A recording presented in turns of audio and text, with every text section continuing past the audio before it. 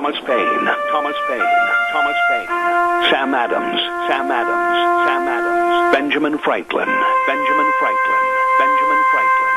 These men spoke up for what they thought was right.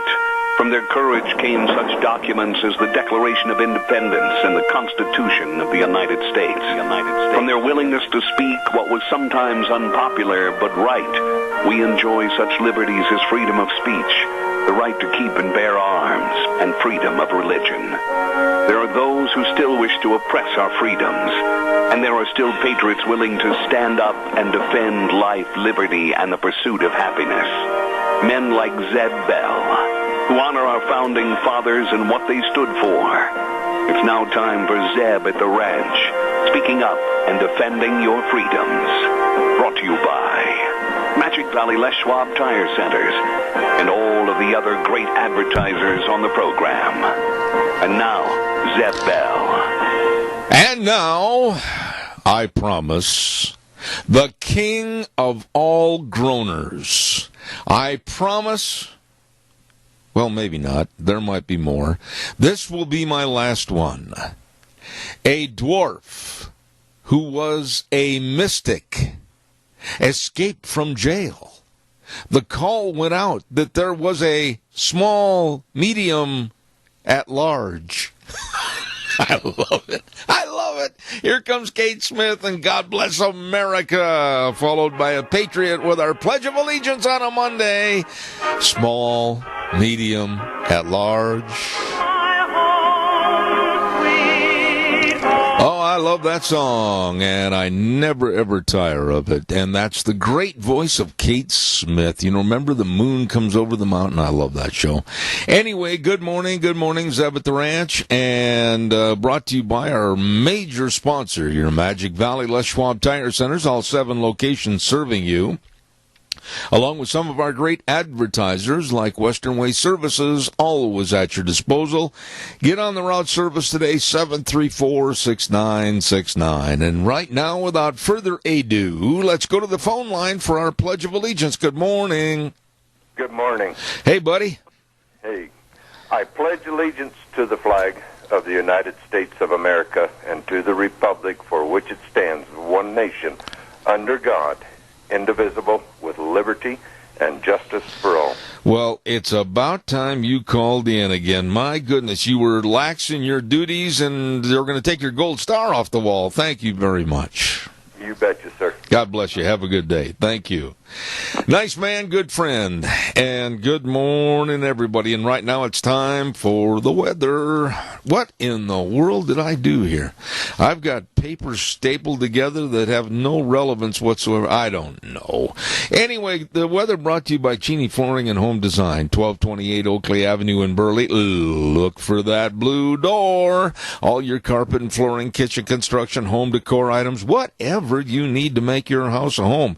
Hey, by the way, if your sofa's sitting with kind of a blank wall behind it, try adding an assortment of maybe mirrors of different sizes, and they add light to an area. The different shapes will help the wall come alive. They got some great ideas over there.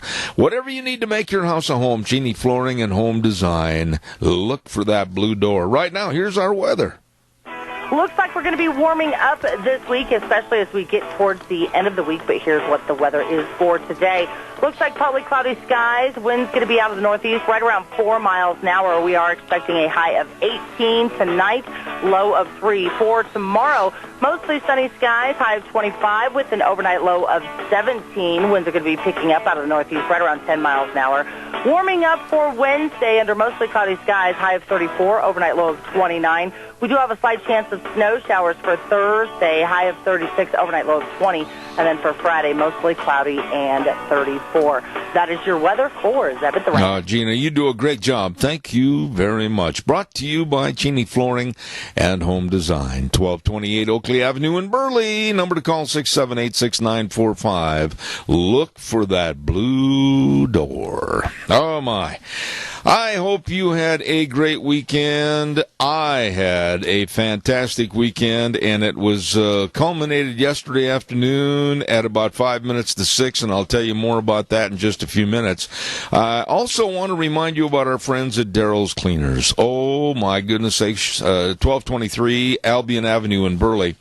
And as you know, they are the best cleaners in the world. I've been going there for years and years and years and years, and they can restore a lot of the old items and just make your clothes look brand spanking new. They are the best.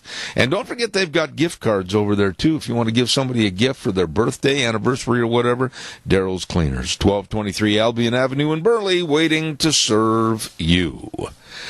Okay, you knew this was coming this morning. I had a whole slug of telephone calls last night after the Green Bay game, some even during the game. I was on Cloud 24 yesterday when the Green Bay Packers, my home team, defeated the Dallas Cowboys 34-31 in a last-second field goal. Oh, man. Woo, what a game. What a game. Both teams, very, very good. And it was a hit 'em and score, hit them again and score. It was great. Now Green Bay goes to Atlanta next week for the NFC Championship. Pittsburgh Steelers won over Kansas City, and they'll play New England in the AFC Championship, and then the winners go on to the Super Bowl. My Green Bay Packers literally one game away from going to the Super Bowl. And remember in October when they were 4-6, I, along with most Packer backers, were sitting there going, oh man, the season's over. And then Aaron Rodgers said, wait a minute, relax. We'll run the table. So far, he has proved absolutely. They haven't lost a game since he said that. So, can you imagine how it's going to be for me? My Cubs won the World Series last fall. And now if my Green Bay Packers go back to the Super Bowl, I am a happy camper. I think if they end up winning that Super Bowl, if they go, they got to get by Atlanta first. I'm going to throw a party for everybody. I'm going to throw a party. It's going to be a dandy deal. Calls welcome 436-2244, 1-866-927-4587. I'll tell you what, I'll throw a party over at Denny's Restaurant. Yeah, 611 Overland in Burley, and also another location at 291 Pole Line Road in Twin Falls. How about we have the pumpkin cream pancake breakfast? Knock your boots off phenomenal.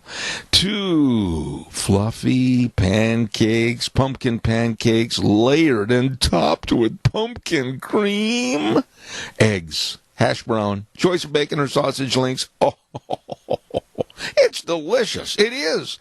At Denny's Restaurant. Great people, fantastic food at America's Diner. Denny's Restaurant, 611 Overland in Burley. And Lunch Bunch coming up this Thursday at Denny's Restaurant. Don't miss it. We'll be there. You'd better be there. Everybody be there. Okay? Going to be a lot of fun. Well, we have just a moment, too. I also want to acknowledge the fact Ramsey Heating and Electric at 2600 Overland Avenue in Burley, open at 7:30 in the morning until 5, Monday through Friday.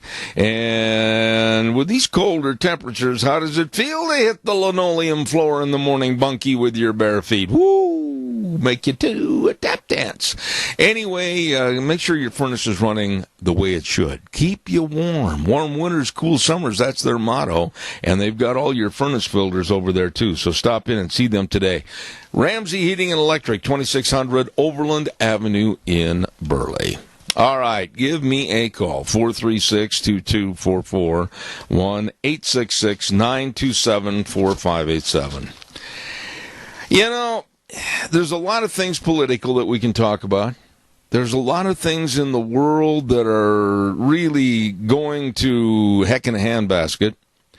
But here's a story about something that it saddens me. I got to tell you, folks, it really saddens me because the last day of the Ringling Brothers Barnum and Bailey Circus is going to be May 7th. May 7th. And it's going to occur in Providence, Rhode Island. And then they'll have another performance that's going to close the thing in its entirety on May 21st in New York. It's absolutely a crying shame to me to see and think that after 146 years, 146 years of putting smiles on people's faces, little children just sitting at the edge of their seat, watching the lions, the tigers, the elephants, the clowns, the high wire acts. Now it's all done. It's coming to a close. And it is the absolute criminal mind of the liberal left and the animal usage zombies that don't want anything as far as animals used in circuses, rodeos, etc. And it's all the continuing court battles trying to fight back against these Looney Tunes. All of this trying to put forth the greatest show on earth. And you know, far be it from anybody to think that that's the last stop as far as the circuses are concerned. No. Rodeos, horse shows, anything connected with animals, fair game for all these Looney Tunes. Caller, good morning. You're on the air. Yes, good morning, Zeb. This is a perfect example of the minority few ruling the majority of people because people just don't open their mouth and complain. Yeah. Yep. And this is going to go on and on until these few people have total control of this country. Well, Tony, don't they already? They're well on their way. Yep. I mean, if you and I got together this afternoon and with all your money, you said, Zeb, let's form a partnership and we'll start another circuit. We'll call it the Salerno Bell Circus. And we went and bought the animals and everything. They'd close us down in a heartbeat. Freedom of having an expression and entertainment in this country is gone forever. Yeah, the animals they had were very well taken care of. Yes. There's no abuse going on there. But this is happening all over the country. The school system, the bathroom problems we're having today. You don't get enough people complaining. You call your congressman, and it seems like it's falling on deaf ears. Did you ever go to a circus? Oh, yeah. We had circuses back there. Yeah. I was going to say, I went to the great big Ringling Brothers Circus in Salt Lake City when they had it at the Salt Palace. And it was just absolutely, and I didn't know where to look first, and I didn't know where to look last with all three rings going on and all the excitement of the high wire and the tigers and the clowns, 73 clowns getting out of a Volkswagen and everything else. I mean, man, I absolutely loved it. I was like a little kid sitting on the edge of my chair. Yeah, that was a day out for peanuts and Cracker Jacks. Yes. And all that stuff, something really to look forward to. Because in those days there wasn't a whole lot to look forward to, but the Ringling Brothers put another good spot on our lives. It was a part of America where you could go in and watch the circus and forget about all your troubles, and whether you're 89 or 90 or absolutely just old enough to sit in the chair by yourself, you could sit back there and enjoy being a kid. I wonder how Trump feels about this. I don't know. Because we got a breath of fresh air up there. Maybe he could put the kibosh on it before it goes under altogether. I don't know, but I'm sad about this. I really am. A lot of people are saying, well, with all the problems in the world today, what are you sitting there talking about circuses for? You know what? Every little niche that's taken away from us in this country, Tony, it ain't going to come back. Well, you know, we need a diversion from what's going on. I mean, we get hit with all this stuff every day about the wars and the killings and everything. Once in a while, we need a little diversion from it. I agree. Keep us from going insane. I agree, my friend. God bless you for your call. The best to you and Mary. We've got to get together and go to breakfast, for heaven's sakes. you and Deanna are burning the candle at both ends. We realize that. So anytime you got some free time, give us a buzz. I will, Tony. I will. God bless you, man. Thanks so much. Thank you. Okay. I'd like to hear what the rest of you folks think. And again, I want to reiterate, don't you think for one split-haired second that these animal rights groups, whether it's PETA, HUS, doesn't make any difference. They're not going to quit at the circuses. No. No. They're going to aim at fairs and rodeos and horse shows and dog shows. And don't think for a minute that these evil people, and that's what they are, evil, sinister people, are going to stop now that they've got the circuses done. Calls are welcome, 436-2244, 1-866-927-4587. I'm going to tell you what next, after I do this commercial break, what I wished I could do if I had a whole bunch of money. Caller, stand by. I'll be right with you, I promise. Don't go away, please. Burley Physical Therapy and Rehabilitation, 1263 Bennett Avenue, Suite 2 in Burley. Number to call for an appointment. They can help you get back to being you. Let me repeat that. They can help you get back to being you. With all the exercises and the hydrotherapy pool and the great physical therapist. Oh my, write the number down, call 678-1191. They're there right now. Burley Physical Therapy and Rehabilitation in Burley, 678-1191. Also want to say thank you to Barry Equipment and Rental. I called over there to Juan the other day, and he was gone, and busy, and I need to get some information from him. They have all the equipment to get the job done right. 3 locations, South Lincoln and Jerome, Addison Avenue West in Twin Falls, and 159 West Highway 30 in Burley. And don't forget equipment rentals, retail equipment sales, and on the used Bobcat equipment that they're going to be selling, 0% interest on 48 months. Holy cow! You better stop in and see them today. Barry Equipment and Rental, Twin Falls, Jerome, and 159 West Highway 30 in Burley. Caller, thank you for your patience. You're on the air. No, you're not. They're backing up, Wheels. Look out. Don't get run over. Calls welcome, 436-2244, 1-866-927-4587. If I had the money, seriously, let's say that maybe not the size of Trump's billfold, but if I had the money, the one thing I would love to do, because I just don't like being told no by groups or single people because they don't like what you do. You know what I mean?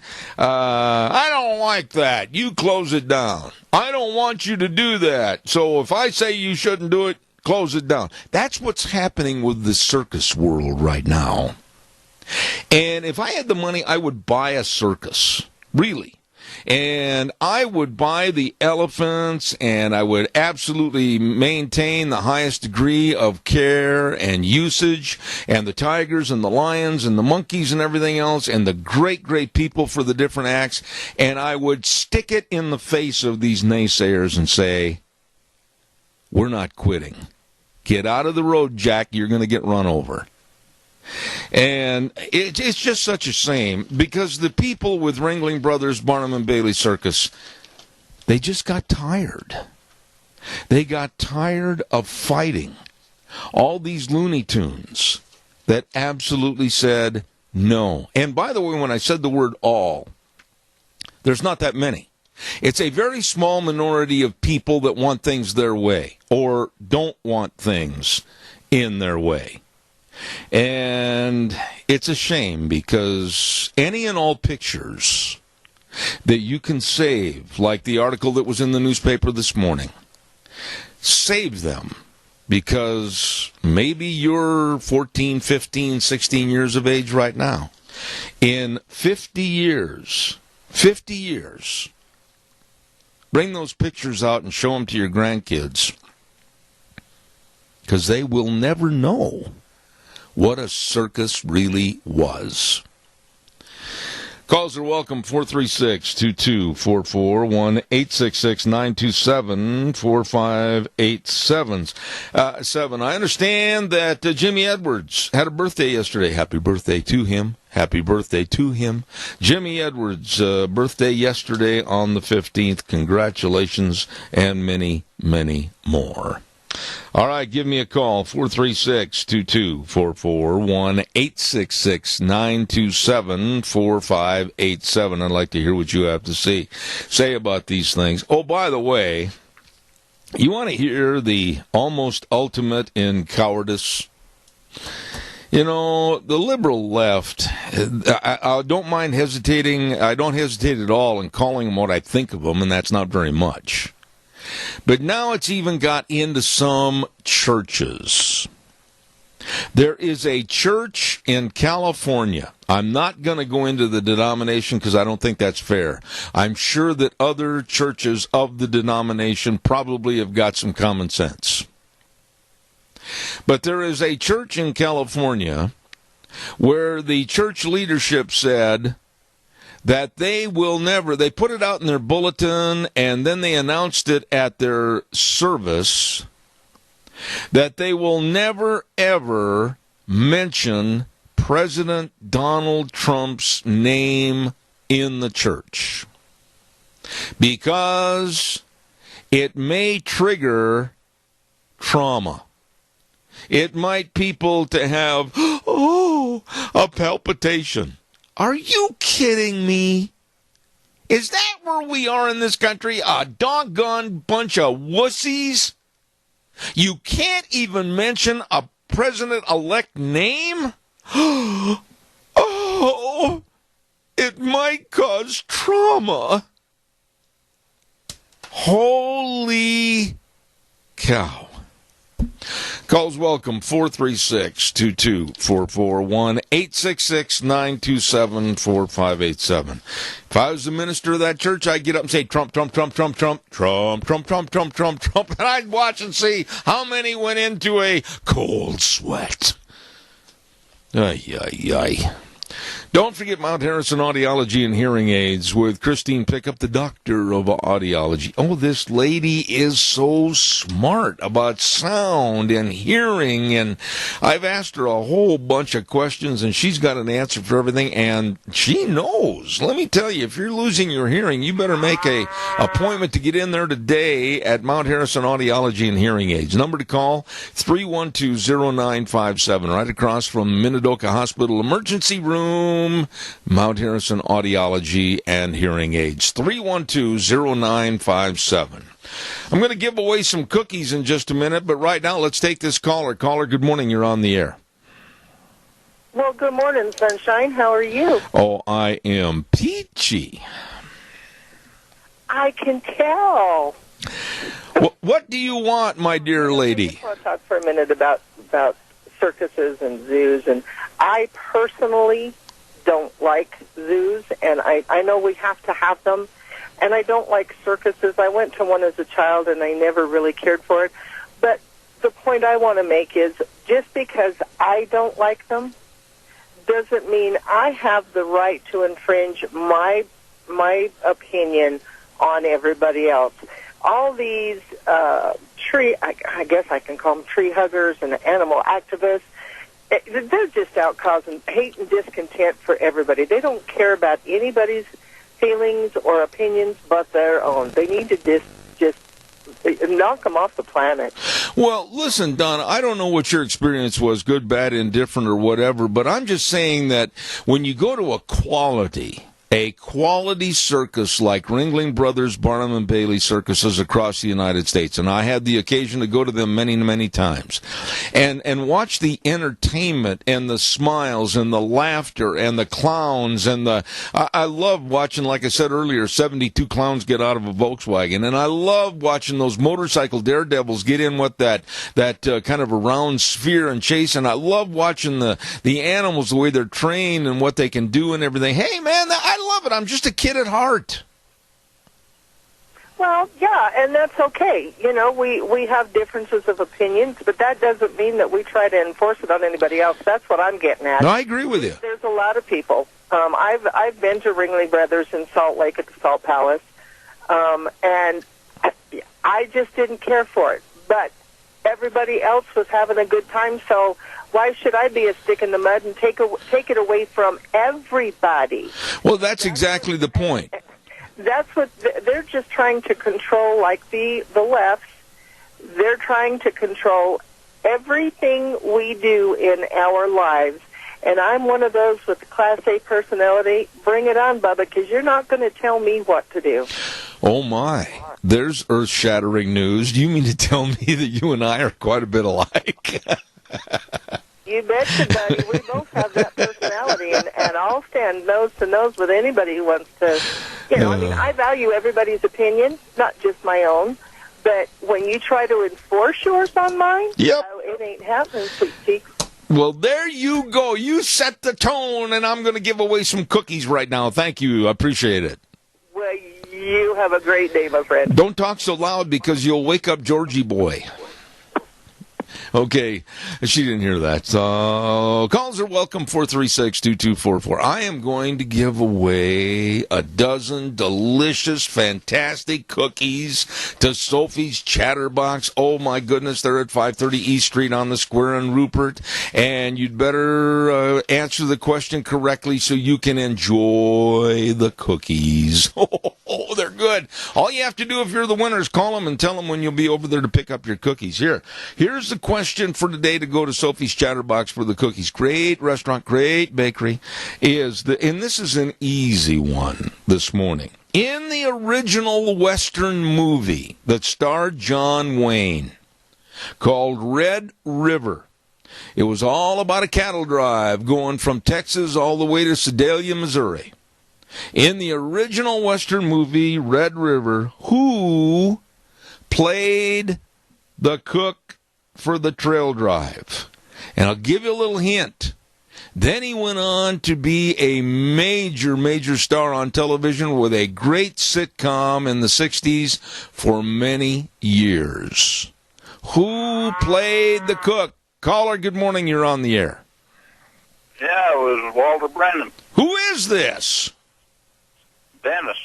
Well, Dennis, there's a lot of Dennises in the world. What's your last name? Crane.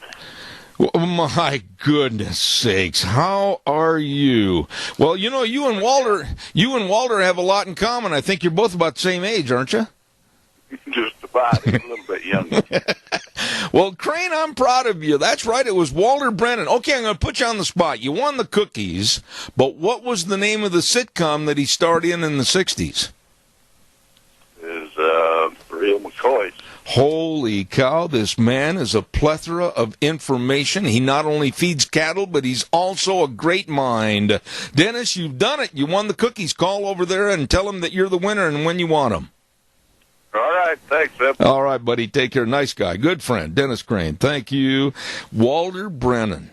And he had appeared. Walter Brennan's career goes way back.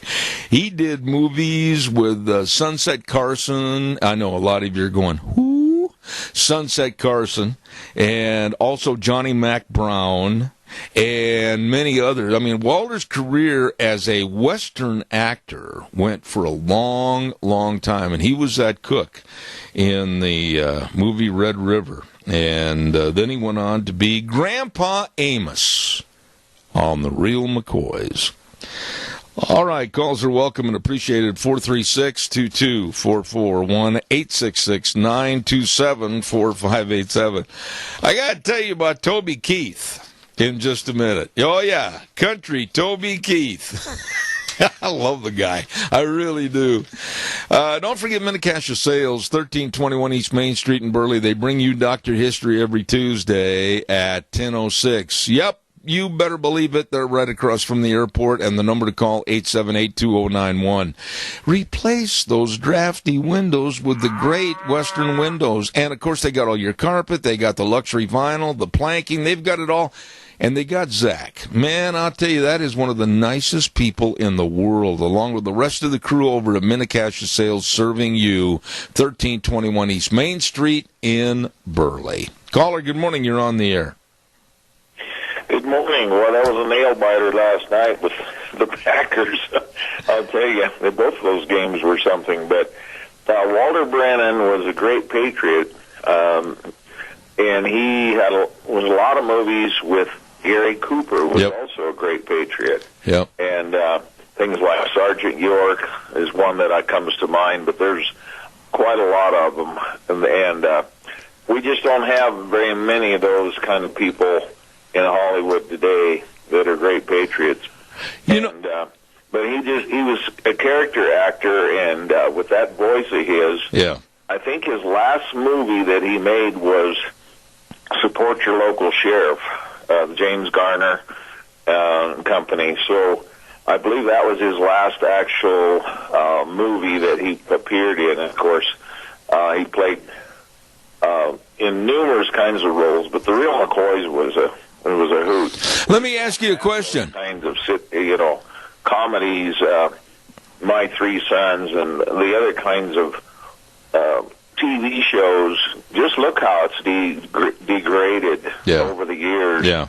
I mean, the language is crude, and of course, everything's about being gay or being abnormal, and that's considered normal now.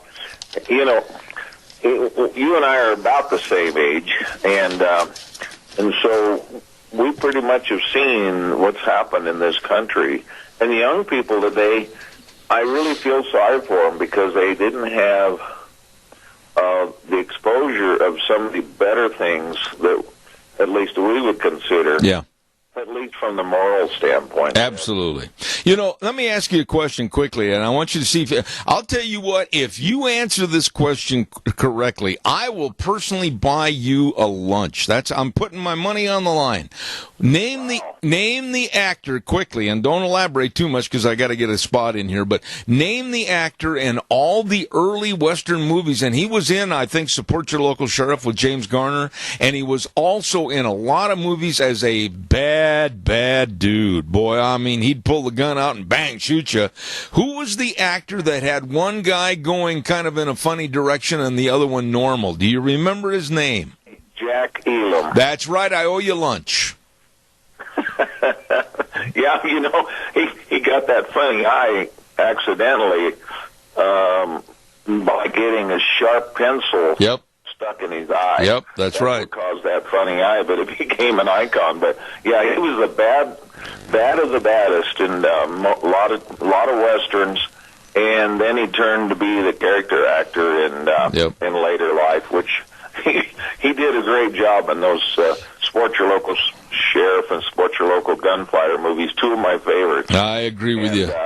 But, you know, another one was bad news, of course, was Lee Van Cleef, Robert Wilkie. Those three really pretty much sums up the trio of really bad guys. When you saw those guys, when you go to a movie and see that one of them listed, Wilkie was in a lot of different movies. High Noon, he was played in that one. Lee Van Cleef in just a ton of them too. But Jack Elam was quite a character actor, and I just love the last scene in How the West is, or not How the West is Won. He wasn't in that actually. No. But he says, I went on to be a big movie star in Italian westerns, you know, and of course they filmed a lot of westerns over in Italy, I guess, because they could do it cheaper. Got to run, but thank you, Adrian. I owe you lunch, buddy. Thanks so much. Okay, well, we'll take you up on that sometime. We hope the Packers can take on Atlanta, and I don't know who's going to be. I have a feeling Steelers are going to have a hard time beating Brady and company. Yeah, but I'm praying they do. It has to be played on the field, so we'll see how it works out next weekend. All right, buddy. Thank you. Thank you very much. Yeah, that's going to be a fun game to watch. I agree with you. Good morning. Give me a call, 436-2244. I'm going to talk about Toby Keith in just a minute. I got to get that story in. Don't forget my friends at Snake River Auto Body and Paint, 404 4th Avenue West in Twin Falls. Kenny and Dan, the whole crew. Somebody backed into your four-wheeled Wonder, or somebody left a shopping cart and the wind took it and bam, put a great big dent in your door. That's happened to me, by the way. Well, you give them a call at Snake River Auto Body and Paint. Let them fix your beautiful car back to beautiful. That's right.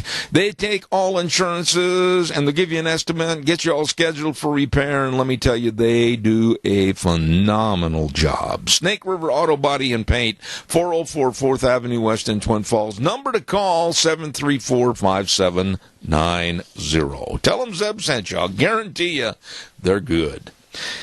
Well, Toby Keith is not on the list of celebrity artists that have backed out and shown cowardice to not sing or play at the inauguration. You know, I met Toby, it's been years ago at a rodeo where he was the entertainer. And he's a former Oklahoma football player, big guy. Big guy. And he doesn't take yays or nays from anybody. And he said, yes, I'll play at President Trump's inauguration. And he says, I don't apologize for performing for our country or our military. He said, I performed at events for previous presidents, George W. Bush and Barack Obama, and over 200 shows in Iraq and Afghanistan for the USO, and I'm not going to back out on this one. I love that attitude. Toby says, basically to the liberal left that wants to chastise him for entertaining, he just said, oh, just go away. Just go away. Toby Keith, I salute him. Caller, good morning. You're on the air. Oh, yeah, I missed the first part of your show, but did you mention anything about Trump not being allowed to go to the Martin Luther King Museum or whatever it is? That's a bunch of baloney. He can go anywhere he wants to. There's no factual truth to that whatsoever. There isn't? No. Whoever said that, started that rumor that he is not allowed to go to that museum is absolutely nothing more than a liar. Okay, I just heard that. No, don't. I'll tell you what, don't believe 90% of what you hear on garbage stations or read through garbage newspapers or hear on garbage television shows or listen to garbage writings on the internet, because no, don't believe that kind of garbage. Nobody in this country, especially the president-elect, is going to be stopped or not at the door of going into a museum. Don't go there. Okay, I just thought I'd mention it. All right, buddy. Hey, I do appreciate your call. Now, I'm sick and tired of all this garbage news. Well, President Trump's not going to be allowed to go here or there. Are you kidding me? That would open up the door for any and all kinds of lawsuits, etc., and that's not going to happen. You know, the internet right now is just filled with garbage. And I get people sending me stories every day. I got to say this. You know, folks, God bless you. I appreciate your efforts. I appreciate the fact that you read a story and you go, holy cow, Zeb's got to have this. You know what? Do a little research on these stories. You might want to find out whether it's true. You might want to use whether it's Snopes or whatever to check things out. There's other sources available too. But there is a lot of garbage. There's another word I want to use, but I can't on the radio. And most of it is just plain garbage. And when somebody says, well, Trump's not allowed to go into this museum, nobody's going to stop him from going to a museum that's a public museum. Nobody. Calls welcome, 436-2244, 1-866-927. I don't even respond to stories like that because you got to look at the bottom line and say, is it really worthy of getting everybody worked up about something that is stupid?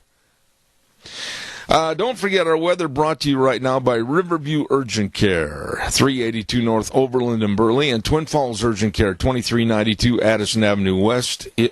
Back up, east Twin Falls. I got to get the right area. Headed down the street the wrong way. I'm sorry. And then also Jerome Urgent Care, 133 West Avenue A in Jerome. Open 7 days a week to serve you and your family if your little one's got a fever or a cough, or maybe they fell and they need some stitches or whatever. Minor emergencies. Major Care. They really take care of you at the urgent cares. Please get a hold of them today. And right now, here's the weather. Looks like we're going to be warming up this week, especially as we get towards the end of the week, but here's what the weather is for today. Looks like partly cloudy skies. Wind's going to be out of the northeast, right around 4 miles an hour. We are expecting a high of 18 tonight, low of 3. For tomorrow, mostly sunny skies, high of 25 with an overnight low of 17. Winds are going to be picking up out of the northeast, right around 10 miles an hour.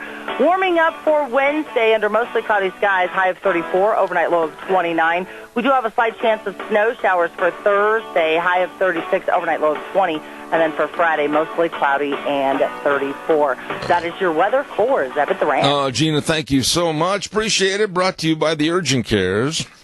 Riverview Urgent Care in Burley. Nice people. Twin Falls Urgent Care in Twin Falls. Again, nice people. And Jerome Urgent Care over in Jerome. Great folks taking care of you at the Urgent Cares. Thank you, Kyle James and your staff, for all you do. Minor emergencies, major care. Oh, give me a call, 436-2244, 1-866-927-4587. Let's see, what else have I got here for you? Bikers for Trump. You know, Inauguration Day coming up on Friday, the 20th. And I saw an interview the other day, and it kind of made me smile a little bit. It was really, it was with one of the heads of the Bikers for Trump movement. And this biker was on television, and the commentator, and he was very polite, and he used extremely good language in explaining Bikers for Trump, etc. And the commentator and the questioner asked him, he said, well, now, are you going to be there as your group, Bikers for Trump? How big is your group? And the guy looked at the camera and he said, well, we're growing. We're about 250,000. And that took the news host a little bit aback. And he said, 250,000? And he said, how many may be in Washington, D.C. for the inauguration? And the guy looked at the camera and said, probably most of them.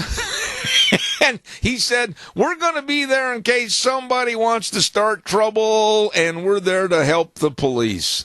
You know, I got a feeling, I really do have a feeling that with the Bikers for Trump, all is going to be well on Inauguration Day.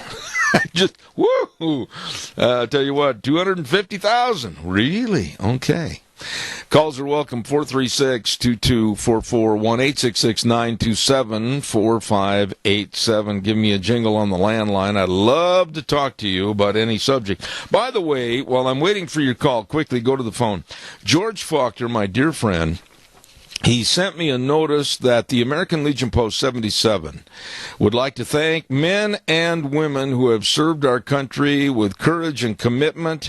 And the American Legion Post 77 is going to have a free coffee and free donuts for veterans.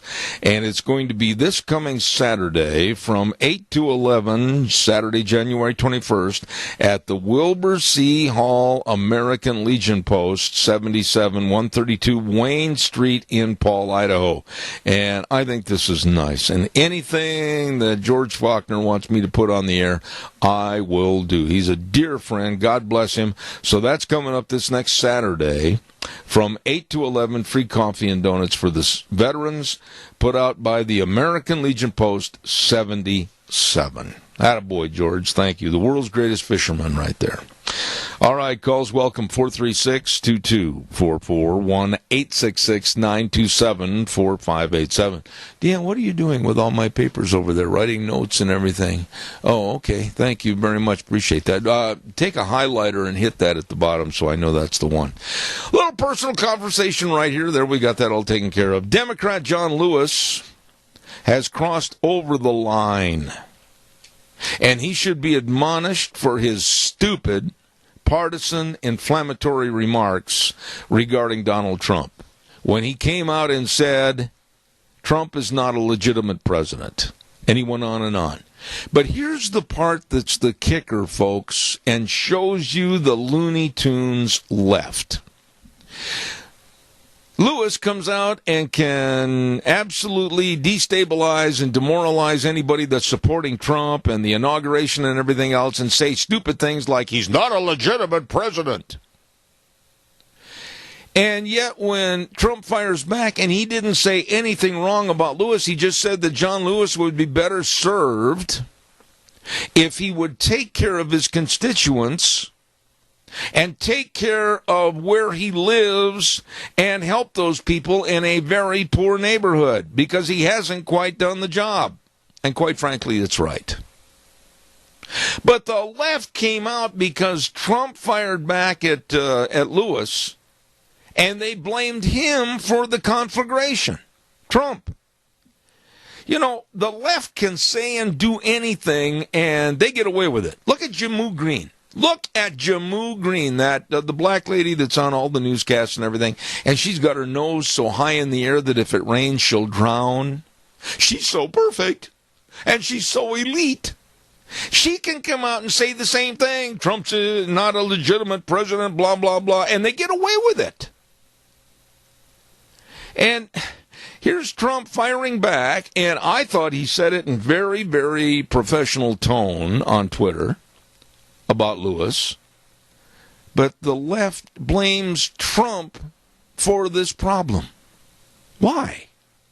Somebody give me a call and explain that to me at 436-2244, 1-866-927-4587. Unbelievable to me. Unbelievable, the left. And Jamu Green, when she gets on TV, honestly, my wife and I, we just sit there and we cringe at that woman. Oh. Anyway, don't forget your Magic Valley Les Schwab Tire Centers. All 7 locations serving you. They've got all your traction tires, all your snow tires, your ice tires, your yuck and your muck tires to get you through safely, I'm telling you.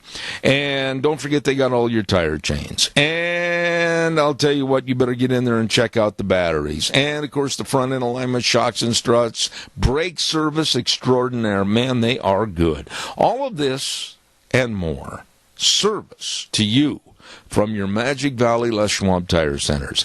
Lane and Rupert, Dave on Blue Lakes and Twin, Mike and Buell, Mike and Jerome, the Twist family and Paul, Daniel on Poline in Twin Falls, and my buddy Randy on Overland and Burley. Your Magic Valley Les Schwab Tire Centers. The best.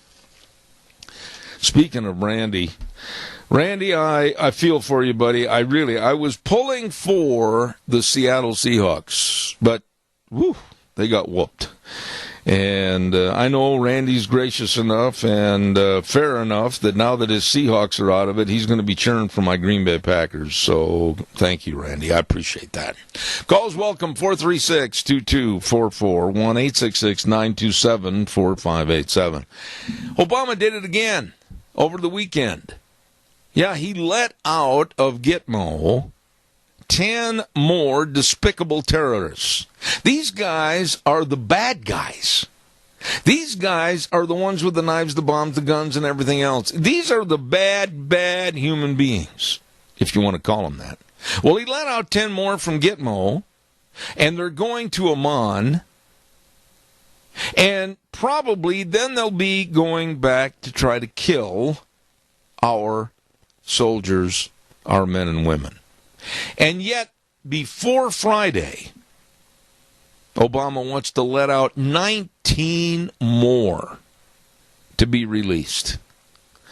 I have not, in all the time that I've been doing this program, and all the time that we've talked about Gitmo, and all the times that we've talked about these stupid, insane releases of this vermin human beings that want to kill people, I've never had one person give me a good reason why Obama is letting these people go. Not one. And now, with 10 this weekend and 19 more by the weekend, I think that's going to bring the countdown of prisoners left at Guantanamo Bay at about maybe 42 or 43. The worst, the absolute worst of the bad, still hopefully, and they'll remain in prison. Here's a rundown of what we got coming up for the next of the program. At 9:06, we've got filmmaker Joel Gilbert coming on, talking about Obama's so-called legacy. 9:30, we got Jordan Lawrence with the ADF, so don't miss that. Caller, quickly, I've got 1 minute, real fast, go. My question is, how can he get away with doing that, being a lame duck? Doesn't the Congress and Senate have to approve any of those? You know, I'm not into the mechanics of whether it's legal or not. I think he can pardon or condone the pardon or the stoppage of their commuting of the sentence and everything. But you know what? Why? Give me a good answer as to why you'd want to let this vermin back out on the street. Well, he's friendly with that group. I guess. That's my only concern, that he's one of them, and he's trying to get as many back out as he can. Well, it makes no sense to me, Doug, that these are the ones that spit on soldiers, and they throw feces at soldiers, and they do everything to tear apart and disrupt. And those are the same ones that they have found have gone back to the battlefield of terrorism and killing our soldiers, our men and women. And nobody has a good answer for me. Nobody. No. And you call and ask, and all you get's crickets when you call and ask back in Washington, D.C. Yeah, well... Representatives and senators, they just, I don't know. That's exactly right. Hey, buddy, I got to run to the news, but it's good to hear from you again. God bless. Have a great day. Thank you. All right. News next from CBS. Old Wheels is going to take us down that trail. I'll be back in 7 minutes.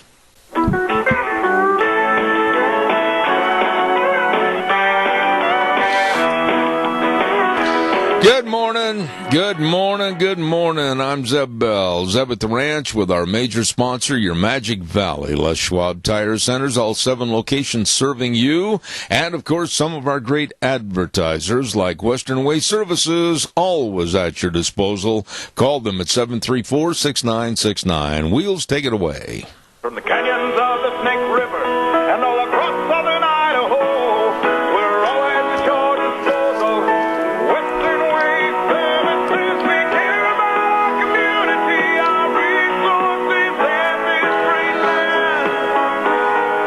Western Way Services is lending a hand, always at your disposal. Western Way Services. Well, they are always at your disposal. Call, get on the route service today and watch that truck drive up once a week. Get rid of your garbage. Wave goodbye. It's gone. It's out of there. They do a tremendous job. Western Way Services, they live up to the slogan, always at your disposal. Call them at 734-6969. By the way, too, I had a great conversation last week with Dr. Bill over at Ark Animal Hospital, 750 21st Street in Heyburn. Love their slogan, warm hearts for cold noses. Yep, mixed animal practice, meaning big or small, they love them all. These are really good people over there. Ark Animal Hospital, Dr. Bill, Dr. Liz, the whole staff. They'll take care of your pets. They'll take care of your animals. Keep them healthy. Be sure and give them a call, 678-1177. Ark Animal Hospital, 750 21st Street in Heyburn. Really good people. Right now, speaking of good people, we're going to go to the phone line right now, and I'm looking forward to this interview because I think this guy and my personality pretty close as far as not really caring for Barack Obama that much. We say good morning to Joel Gilbert, filmmaker. Good morning, sir. How are you? Good morning. Great to be here.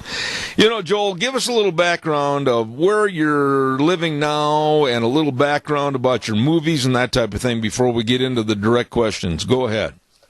Okay, thanks. Well, I'm still in Los Angeles, California. I'm a documentary filmmaker. I made a number of independent documentary films on Bob Dylan, Middle East conflict, and got into a film on Barack Obama. First, a film called Atomic Jihad, Iran's Coming War and Obama's Politics of Defeat.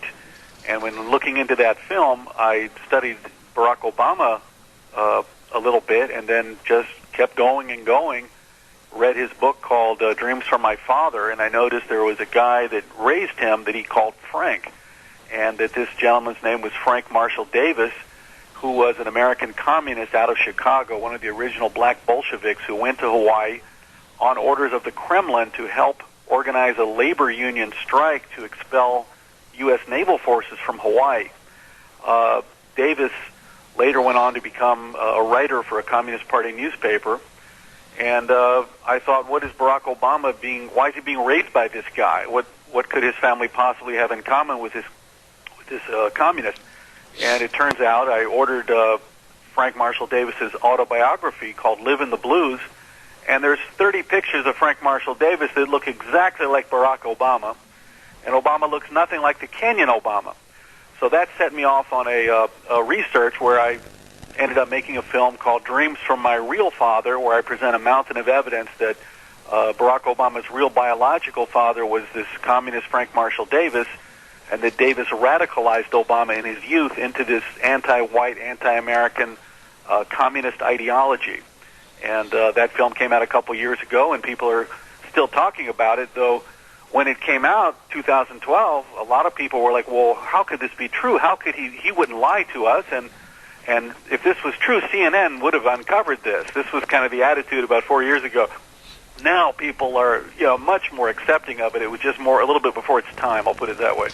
Wow. I bet you perhaps over the last 8 years have not received a Christmas card from the Obama administration.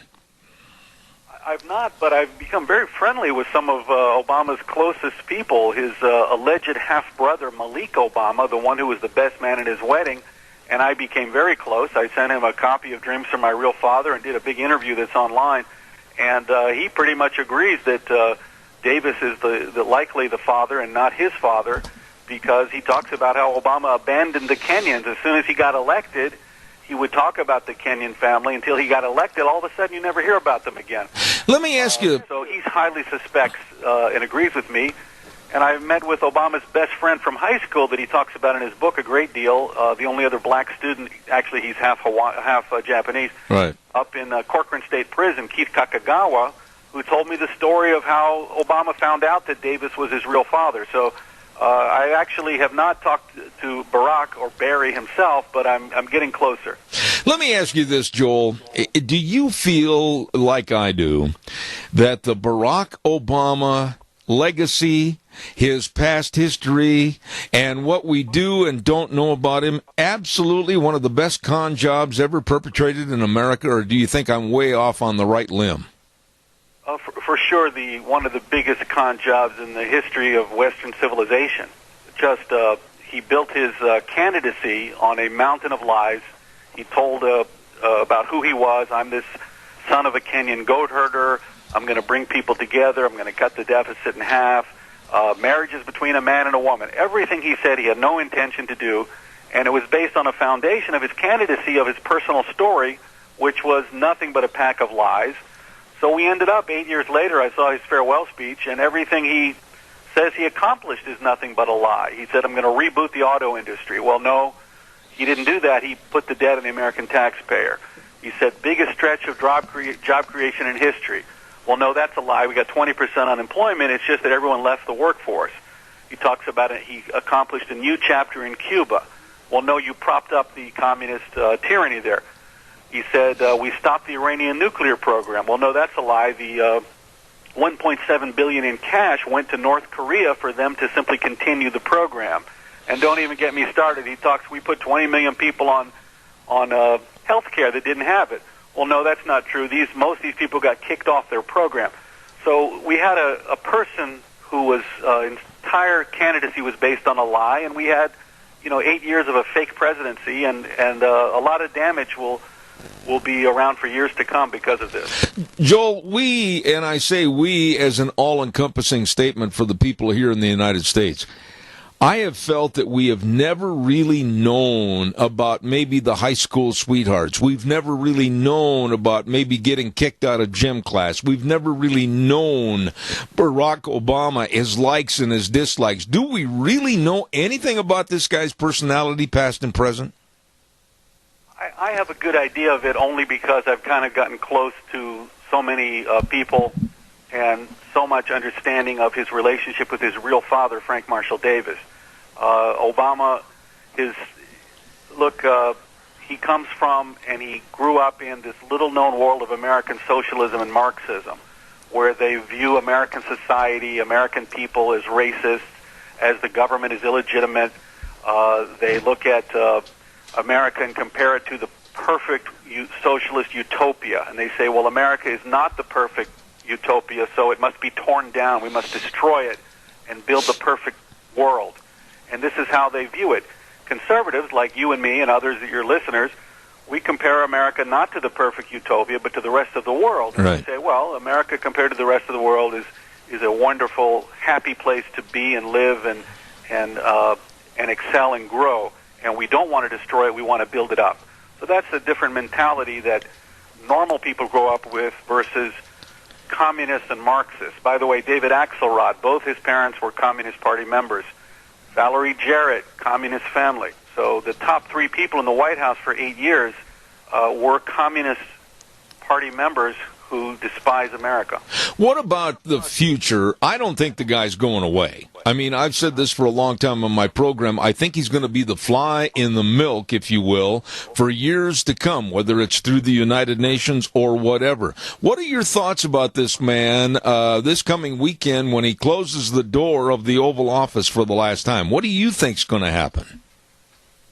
I think if you look at Obama's history in Chicago, he was trained as a professional socialist agitator. The history he had as a community organizer, the word organizer is just a code word in the socialist dogma for agitator. He was a community agitator. His job was to, and I'm quoting from their literature, his job was to rub salt in the wounds of minorities and then use their discontent to take power, unquote. Not to help minorities, but to use them. So Obama never was interested in the presidency or in being president or in politics for that matter. He was very lazy about it. He just read teleprompters. He never went to security briefings. He went on vacations and played golf. He was interested in using the presidency to agitate, to divide the country along class lines, along racial lines. So I have no doubt he's going to go back to being who he is. He's going to continue to be an agitator. And because Hillary lost, he'll remain the head of the Democrat Party for the next several years, and he'll use his position to agitate, talk about Jim Crow and slavery, and there's an evil boogeyman who has all your money. He's taking all the money, and no matter how hard you work, you can't get it because he's got it. This is the radical nonsense that Barack Obama lives for. One of the things I'm scared of with Obama is that, like you were just mentioning, some of the evils that this man might still try to perpetrate in our country. And one that always comes to mind for me is the perpetration of a remuneration process for all blacks from slavery to the present and a taxpayer-funded remuneration. Are you as worried about that situation as I am? Because I can see that as a complete final division in this United States. Well, it's just one of many issues that radicals and Marxists use to manipulate black people. Barack Obama's father was one of the original black Bolsheviks in Chicago. White communists needed a front man, and that was Frank Marshall Davis. He joined the Communist Party in the 30s, and his main job was to recruit black people. Now, deja vu, Barack Obama followed his real father's footsteps back to Chicago. Bill Ayers and the Weather Underground, when they came out of jail in the early 80s back to Chicago, they really wanted to recruit the black church groups because they were so well organized. But the black people didn't want to have anything to do with this Marxist nonsense because it was atheist and they were religious people.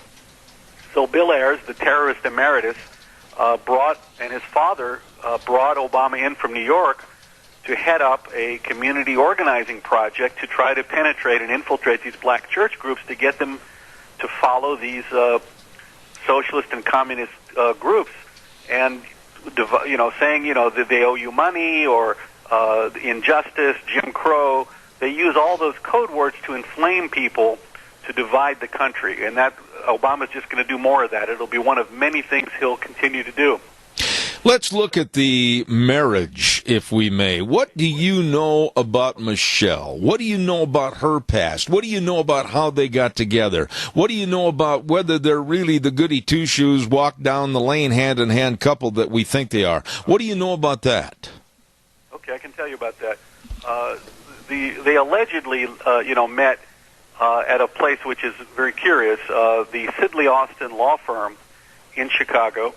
Bernadine Dorn, the wife of terrorist emeritus Bill Ayers and the radical Weather Underground leader in the late 60s, early 70s, who was spent jail time for numerous things related to Weather Underground murders and May 19 organization problems. Bernadine Dorn, because she was a convicted felon, could not get a law license. And so she worked in this law firm simply as some kind of a clerk. And she was friends with Michelle Obama. Barack Obama all of a sudden gets an internship there. I wonder how that was worked out. And they met at this law firm when Obama was on a summer vacation from Harvard University, where he was at law school.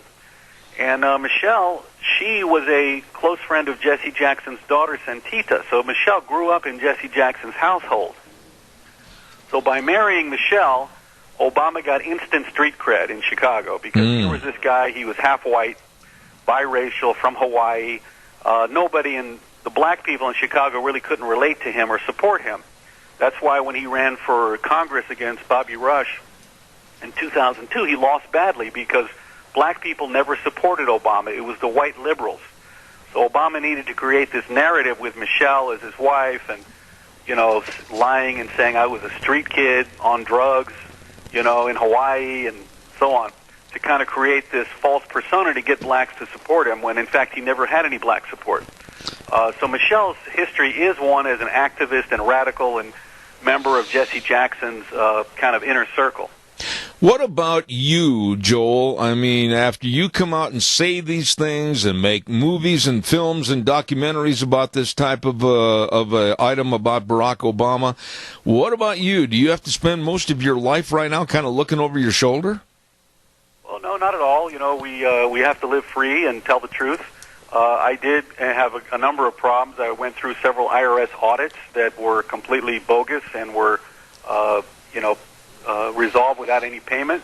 I had one of my bank accounts for my company was hacked, and the information published by a reporter that works for a Soros-backed organization, this guy named Seth Rosenfeld up in San Francisco.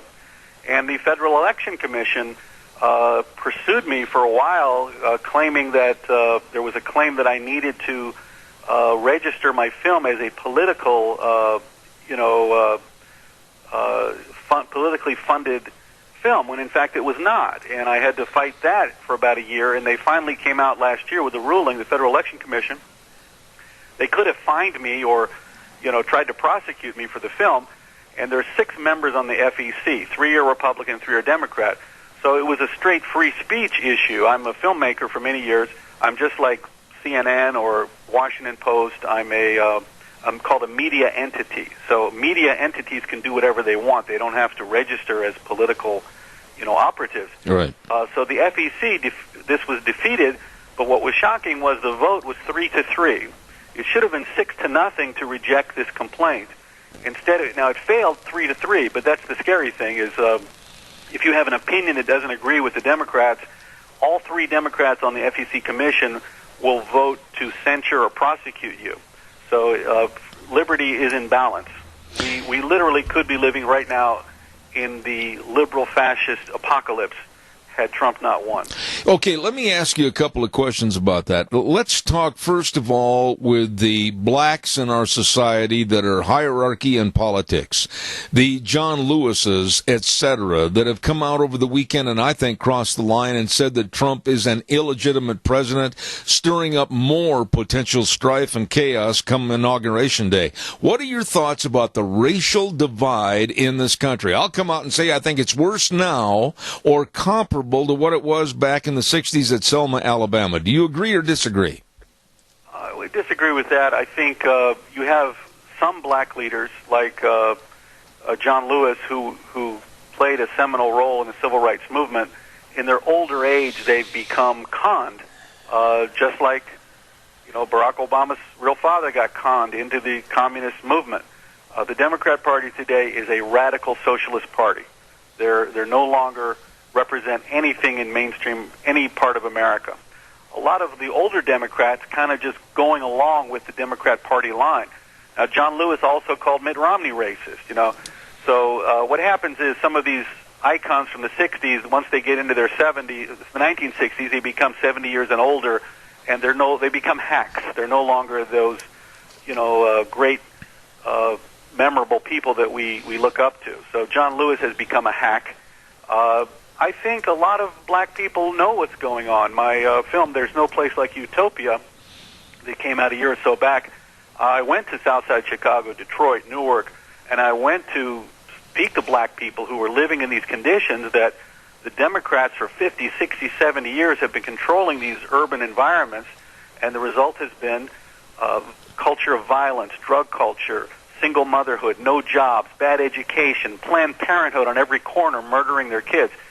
So I talk to all these especially black women are the biggest conservatives in the country. I mean, you talk to them, they don't want any part of their kids smoking marijuana. They don't want illegals coming into their city and taking over their jobs. They don't want any part of this progressive nonsense. And I think they're starting to get it. I really see that despite the attempts by this radical left and their front men like John Lewis now and Barack Obama, they've come to realize that the Democrats have never done anything for them, and it's time to look around for another answer. One last question here, Joel. Can, and that's a hard word to define, can the Trump administration be successful with the wheels of the liberal left trying to run over him? The Trump administration faces a challenge, both of the massive media complex already trying to destroy Trump. They've already signaled there is no honeymoon. Usually you get 180 days to get your nominees in place, implement your agenda before there's any outright criticism or opposition. There is no honeymoon. So they're already trying to take him down. Now, you also have the Democrat Party on every level. Mm-hmm. You've got the CIA, State Department. You've got government agencies that are riddled with leftists that'll do anything to try to undermine Trump's presidency. So there's a formidable challenge, but he seems to have surrounded himself with people of great high character and determination. I agree. Such that I think he can succeed. Absolutely. Joel, we've got a caller, and caller, I must caution you, I've only got 2 minutes left. Make it fast, please. Just wondering where we can find his films. Are they on Netflix, or can we get them in the stores? Where can we find them? We'll find out right now. Joel? A couple of films, ObamasRealFather.com, about the dreams of my real father. There's no place like Utopia.com. You can go to Amazon and find any of my films. Also, JoelGilbert.net is my personal website, and Highway61ENT for entertainment. Highway61entertainment.com. Joel, I've got to have you back. If you'll consent to coming back on my program, I've got 1,000 more questions, and I've run out of time. God bless you, and thanks for being on our show this morning. Anytime. Thanks for having me. Thank you, sir. Joel Gilbert, and I'll give you that list again, joelgilbert.net. And if you'll call, I've got a complete list of all of his films, Dreams from My Real Father, and There's No Place Like Utopia, and others. And go to joelgilbert.net. Very interesting filmmaker, documentary maker, Joel Gilbert, and I thank him for being on our program here this morning. Very interesting. Thank you very much. Don't forget our dear friends at Hanson Mortuary, 710 6th Street in Rupert, with Joel Heward, his family, and his staff, serving you and your family.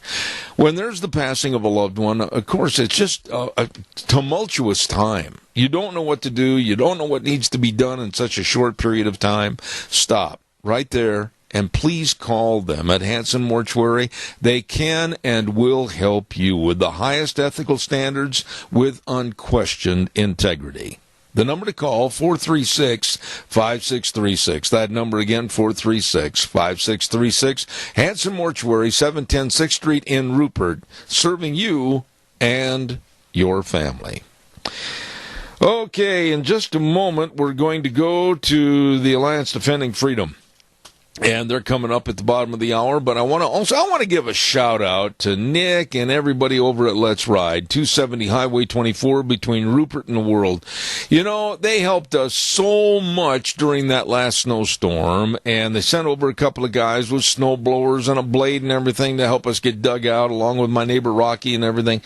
Wow, I really appreciate the service, and I absolutely swear by Let's Ride, 270 Highway 24 between Rupert and the World. They're open Monday through Friday, 9 to 6, Saturdays, 9 to 5. They've got all the snow machines. They've got all the accessories. They've got all the four-wheelers. I mean, my goodness, this is where the fun is sold. Stop over and see them today.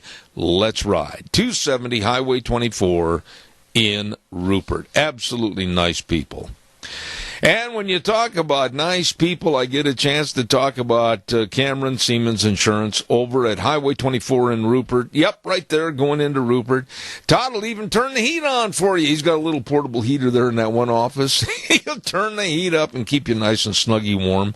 Life insurance, health insurance, retirement planning, employee benefits, all of this and so much more by people that really do care about you. Dedicated and responsive to your needs. Cameron Siemens Insurance, Highway 24 in Rupert. Call today for an appointment, 436-4424. That number again, 436-4424.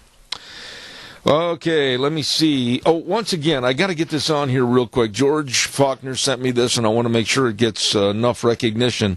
This coming Saturday, the American Legion Post 77 is going to thank the men and women who have served our country with courage and commitment, and they're going to be providing free donuts and coffee at the Wilbur C. Hall, American Legion Post 77, 132 Wayne Street in Paul, from 8 in the morning till 11. God bless you, George, and everybody else. Really appreciate what you're doing. Right now, let's go to the phone line, and this gentleman has been with us many times in the past, and I look forward to his conversation this morning. Good morning to Jordan Lawrence with the Alliance Defending Freedom. Jordan, good morning, sir. How are you? Mr. Zeb, it is great to talk to you. Well, Jordan, I got to tell you that I guess I'm just an old, set-in-my-ways fuddy-duddy. I believe in right and wrong. I believe in black and white. I believe that men should be men and women should be women. And today's actions and what's going on with some of the attitudes of a small minority trying to change all that is sickening to me. What's going on with some of these school districts that are trying to maintain integrity, and boys use the boys' restroom and girls use the girls' restroom? Well, we are in the growing and crazy notion of gender identity, and that is basically what's happening, where we have people saying a guy who thinks he's a girl can be able to use the girls' locker room at a public high school, and crazy statements of things that are like a man having a baby, and what they mean by that is a woman who thinks she's a man having a baby. But that because they say that sex is different than gender identity. Gender identity is how you perceive yourself. Sex is the way you were born. And unfortunately, the Obama administration has made this interpretation of the laws that outlaw sex discrimination, like Title IX in public education, and they say you can't discriminate against women and, having unequal athletic teams. Oh, that also means you have to let a boy who thinks he's a girl into the girls' locker room.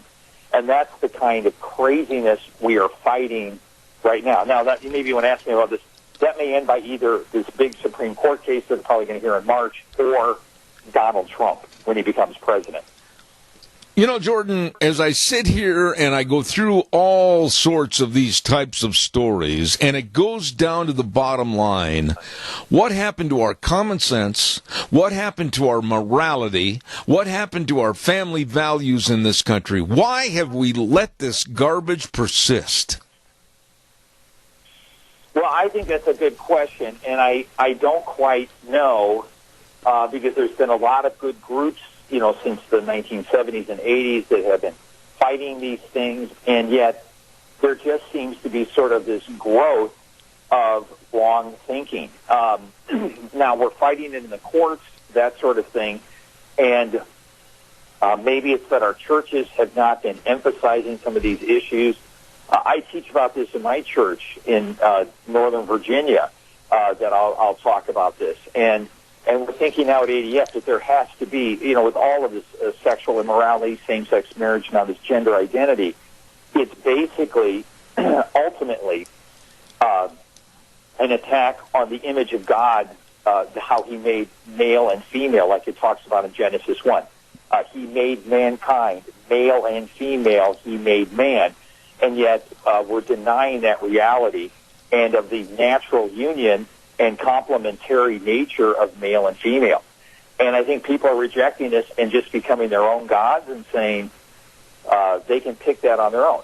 Now, people may disagree with the theology, but this is a theology that benefits all people, just like the theology of thou shalt not steal and thou shalt not murder benefits everybody when a society implements it. A society is implemented when there's clear distinctions between being male and female. Jordan, when you look at the overall problem, and this problem seems like it's growing like a sick, perverted cancer, you talk about our leadership. What's wrong with our senators and congressmen? Their fathers, their grandfathers, their grandmothers, their mothers. Don't they have a sense of morality? What about our teachers in the school system? What about a sense of morality? What about in our courts and, like you already said, our churches from the pulpit? What's going on? Can we ever reverse this sickening trend? Well, I hope so, and I think that we have to keep trying and keep doing what is right and not give in to pessimism and thinking that this is all futile and a waste of time. If I thought that, I would go crazy, and both of us would probably leave our jobs or something like that. But we have to look at God's mercy and help that build our faith to keep continuing on. I was surprised as everybody else last election day when I just assumed we'd get President Hillary Clinton, we'd get Merrick Garland or someone worse on the Supreme Court, maybe Ginsburg and Kennedy replaced by even worse people and are younger, and it would just go down, down, down. We'd be talking to you about buying a ranch nearby in Idaho to escape, that, and we don't have that. And when I hear about who President-elect Trump is thinking about on the Supreme Court, that encourages me. When I see the congressmen gearing up to take action against some of these terrible administrative regulations that President Obama did, where the Supreme Court, even without Scalia, stepped in to one of these bathroom cases and locker room cases in Virginia, the Gloucester County case that they're going to hear probably at the end of March, challenging the ACLU's interpretation that sex equals no sex discrimination means no gender identity, and gender identity is in your head, and you just determine your own, whether you're a boy or a girl by your own perceptions. Now, the fact that we've got this far, and we sometimes sound like we're some story out of the Old Testament or the book of Acts, that's very disconcerting.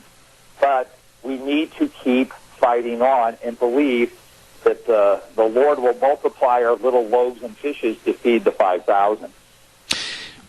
The American Civil Liberties Union, and I've known this long before it came out in this last press release from you, the Alliance Defending Freedom, but, the ACLU is saying that Title IX, they keep waving the banner of Title IX. But basically, Title IX was to give more fairness and equity to the female sex. And now it seems like they have totally diminished Title IX and what it has meant, because you've got guys that are competing on ladies' teams, women that want to compete on male teams. This whole thing is thrown into a sewer. Respond about Title IX. Well, I think that is exactly right. So back, I graduated from high school in 1973. We had no girls' teams in my high school in Minnesota where I went to. And Title IX, and that was common all over the country. So Title IX was passed to give equal opportunity to women in sports and other educational opportunities, educational things that they have going on in the schools. and it has been a big benefit. But you undermine all of that. I totally agree with what you're saying. If you start saying that a guy who thinks he's a girl then qualifies as a female and can play on the girls' team, then the girls aren't going to be playing on the team. If the NBA and the WNBA merged, or all college sports were co-ed, the females would be sitting on the bench. We have I read an article and I wrote about this a few weeks ago in ADF's blog about a high school in the Minneapolis suburban area that has a girls-only shop class because they felt like the girls wouldn't learn how to do power tools and make wood things and stuff if boys were around, and how it's really flourishing. They've got all these girls, and they're really lauding that. But what they didn't see was what happens if a guy who says he's a girl wants to go into the class, and the girls quit because there's a guy in the class who says, no, I'm not a guy, I'm a girl. So it undermines. The more transgenderism goes forward, the more women are going to lose out. Women and girls, feminism, equal rights for women is going to suffer the more this whole notion of transgenderism is pushed. You know, Jordan, I got to ask you this, and you and I have talked about this before, but really, I'm not trying to step over anyone. I'm just stating facts. We are talking about less than 0.3% of the population that is sick and perverted this way and wants to impose their whims and means on everybody else. Why are we catering? Why are the courts catering? Why are the ACLU people trying to demand this? What's going on that we have to diminish the majority just to help supplement the minority? Well, I think that they've been very good at doing this, and I feel that I really don't have a good answer of how they've been able to basically do this. I think the courts, there is a mindset of where they're more enlightened. They think in a superior way. Their thoughts are superior to our ignorant, low-level thoughts. And so this elitism is, this is beneficial to all of you. You'll thank me in the future that we're pushing you towards this, and that sanity doesn't reign. Now, what I'm thinking is that we have to get back to more of there's so many aspects to this. A concept of where the states are not so subservient to the federal government and to the federal courts. Now, of course, there's constitutional rights we don't want states violating, but this can't be just sort of this expansive, endless list, and we view judges as some sort of exalted archangels that are superior in their thinking to everybody else, or bureaucrats in Washington. That's where this whole transgender thing came out of the Department of Education and the Department of Justice. And just allowing the people to prevail. And I think this is worth fighting for, although I understand when people say this is weary and crazy, and why are we fighting this? I understand the question, and I wish I had a better answer than I do. And to go along with this, I mean, parents, I hear stories all the time, and I know you do too in your position, of parents that have a little boy or girl that wants to act like the other gender, and right away they perpetrate this, and right away they say, well, we'll have to pay for a sex change operation. I mean, the idiocy and incompetency of parents today caving into this filth. What can we do to get the parents on the right track? Well, I think the parents have to not be intimidated by their instincts, and to know that a very high percentage, over 75%, even higher, up to 90%, of children who experience this gender dysphoria outgrow it just naturally, with no counseling, drugs, surgery, anything like that. They just outgrow it. And that's what we have to encourage them to stick with their guns and not think that they're somehow harming their kids and that sort of thing. The other thing is that there are a lot of conditions that people, we would never think of saying, oh, we have to acquiesce to this. So there's another condition which is related to gender dysphoria, where people think that they are handicapped people trapped in normal bodies. And they'll go to doctors and say, I'm supposed to be an amputee. Will you cut off my leg? Oh, my. Now, we don't say, who are we to judge? You know, your self-perception is rules and predominates. No, we say, you need help. Yeah. You need counseling. We will give you loving support, but we just don't say, hey, we'll acquiesce and saw off your leg for you. What would you tell my audience, which is a predominantly very conservative audience, what would you tell them that we need to do? I mean, we need to get the lay people out in the audience doing something, saying something, writing something. What can they do to help get this ship going down the right course? Well, what I would say is that sex is something that is objectively determined by biology, and it is not a subjective thing in your head. It's not determined by how you perceive yourself, and that we want to have compassion on people who suffer from this. But there are alternatives like special restrooms for people with who don't want to use either the male or the female bathroom. Right. Or, I mean, handicapped people, sometimes that's a situation we have to have special facilities for that. We don't stigmatize we don't view handicapped people as stigmatized by using special bathrooms.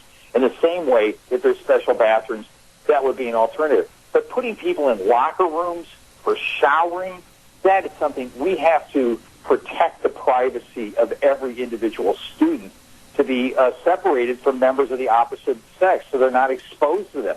The kind of trauma, you know, with maybe somebody has suffered some trauma in the past, and to force them as a matter of obtaining a public school education that they have to dress and undress in the presence of a person of the opposite sex is something we think the law does already protect them from and make sure that this gender identity nonsense does not confuse them and force people in those kind of situations that are so difficult for them.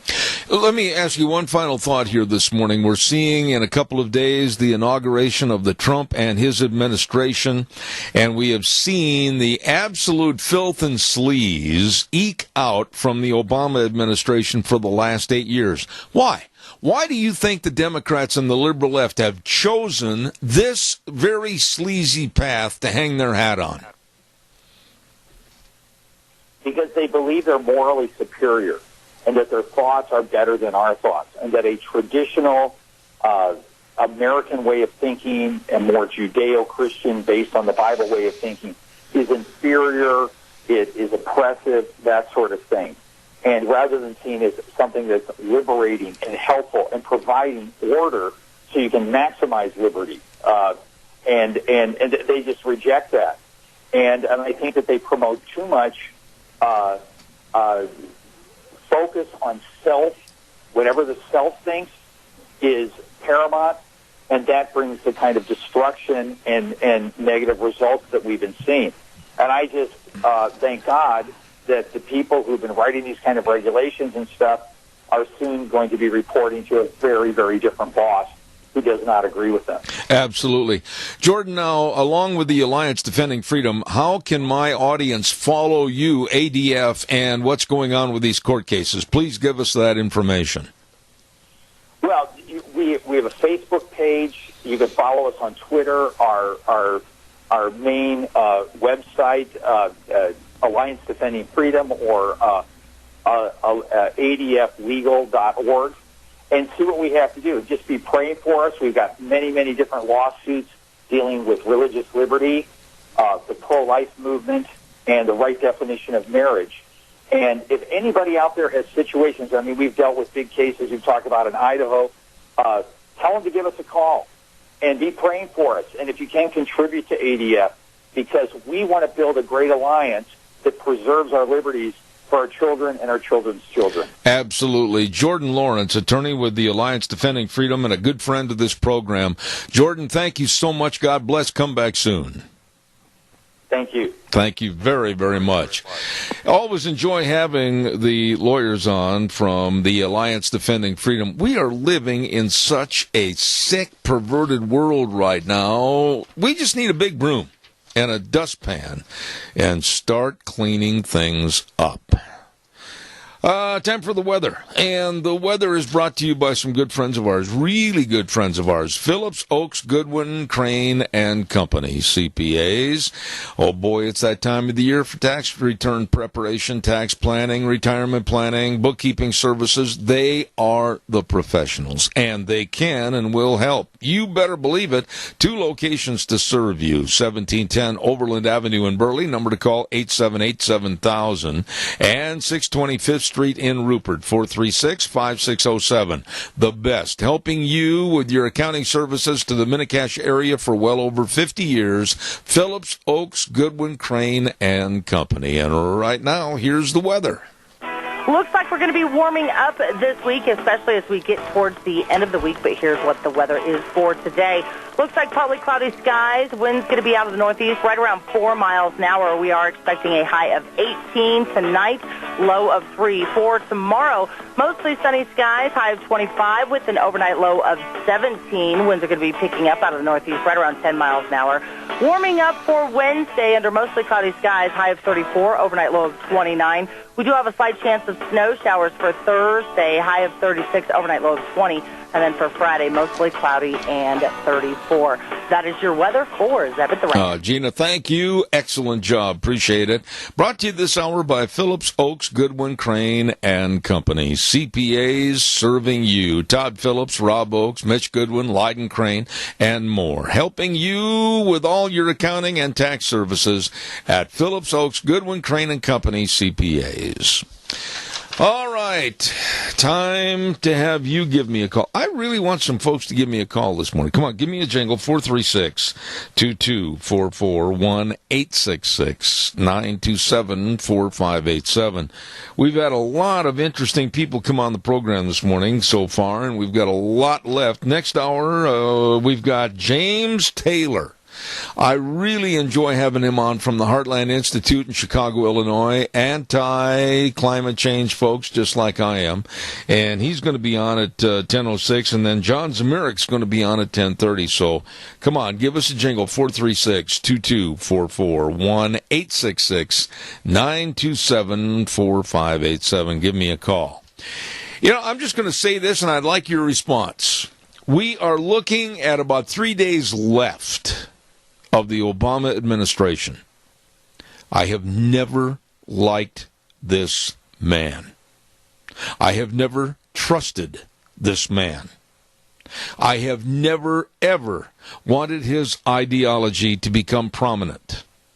I have disliked him since way back in 2007 when he started to come into prominence, and I dislike him more today for what he has done and what he still may try to do. I do not trust, and I'll go on record as saying this, Barack Hussein Obama. Caller, good morning. You're on the air. Talk to me, caller. Go ahead. You're on the air. Yes, I'd like you to answer a question for me. I'll try. I know this guy. First thing he did, he got kicked in the head with a horse. Lost his ability, I guess. And then he turned to alcohol. It's been held ever since.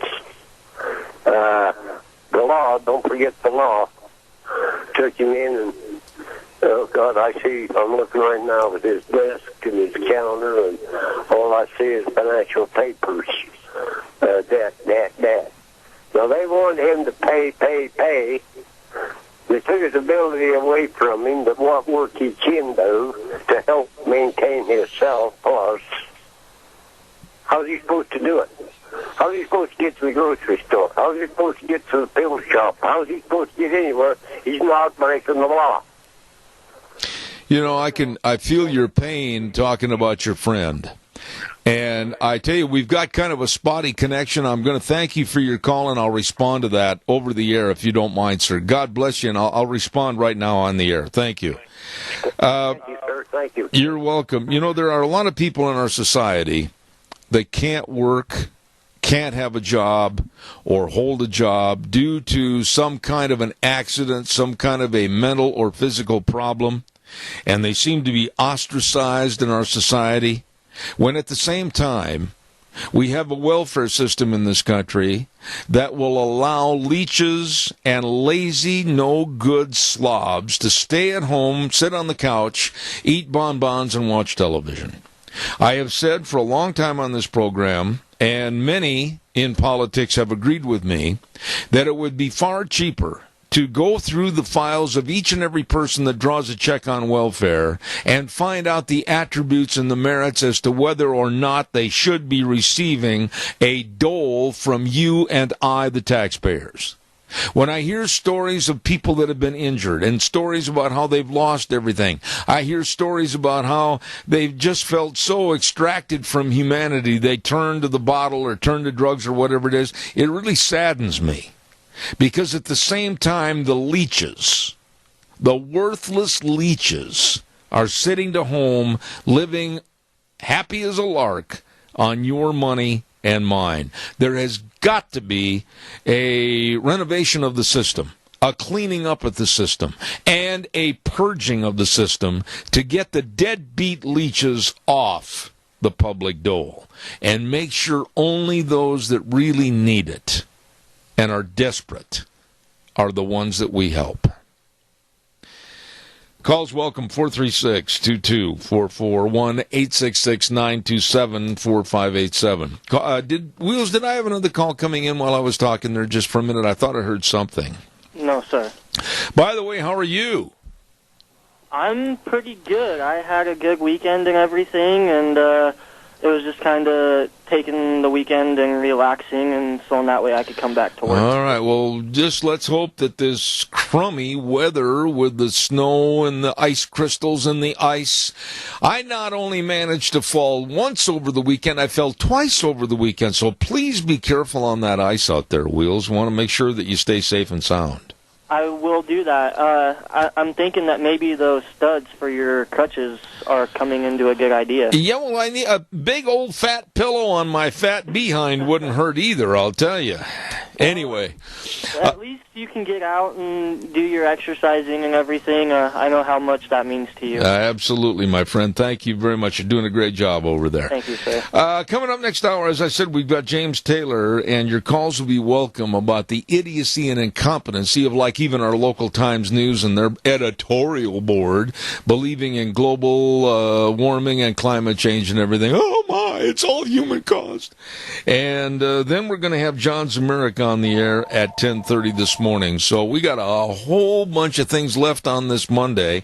And again, a reminder, my dear friend George Faulkner said that the American Legion Post 77, this coming Saturday from 8 to 11, going to have coffee and donuts free for all the veterans, men and women, from 8 to 11. Stop over. They really appreciate and respect what you've done for America. Going to take a little break. The news coming in next from CBS. Don't go away. I'll be back in about 7 minutes.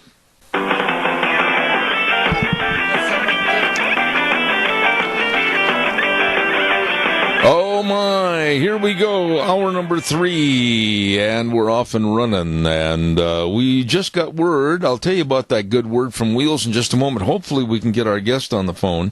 Today being Martin Luther King Day, I hope that he didn't forget and is not in his office, so we'll try to get him in just a moment. Stand by. Right now I want to remind you, Zeb at the Ranch, I'm Zeb Bell with our major sponsor, your Magic Valley Les Schwab Tire Centers, all 7 locations serving you, along with some of our great advertisers. Western Waste Services, always at your disposal. Call, get on the route service, 734-6969. Wheels, still no get, huh?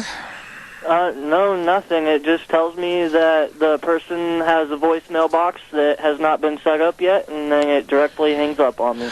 Deanna's going to do her best to try to find another number, and we'll try to get that to you. But in the interim, I know it's an added inconvenience, but keep trying to get a hold of him on that number, please. Will do, sir. All right, buddy, thanks.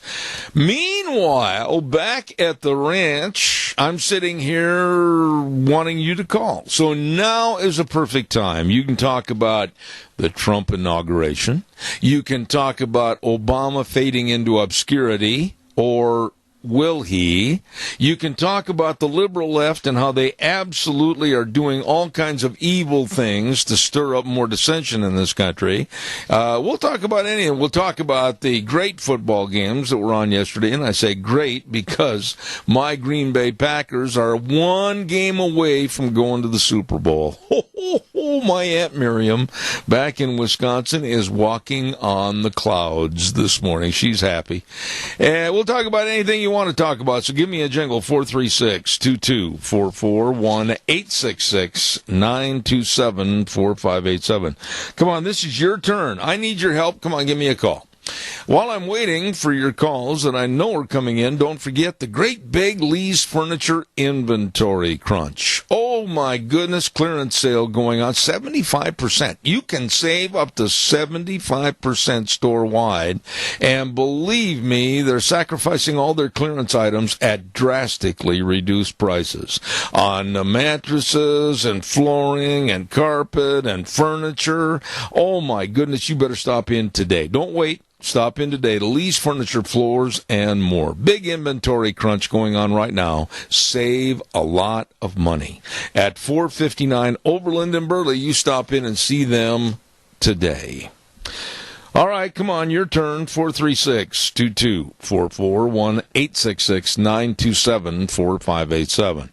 One of the stories that we were talking about earlier, and I noticed they just had a little bit of a highlight of it on CBS News during the break, is the ending of Barnum and Ringling Brothers, Barnum and Bailey Circus. And I think it's one of the most sad things that I've heard of. And these animal rights activists, these pathetic little worms that sit behind their closed doors, we got to stop that. We've got to stop the circuses. We've got to stop the elephants and the tigers. You know, they claim major victory. Did you hear that during the news at the last CBS News? Oh, they're claiming major victory. But you know what? Nothing. Rodeos, horse shows, dog shows, anything like that. Nothing is safe right now because these weird little people have won this victory against circuses. Caller, good morning. You're on the air. Well, good morning, Zeb. This is your trucker buddy, Jeff. Hey, Jeff, how are you this morning? Thanks for calling. Go ahead. What do you got? Well, I got the second scariest scare of my life last week on Tuesday.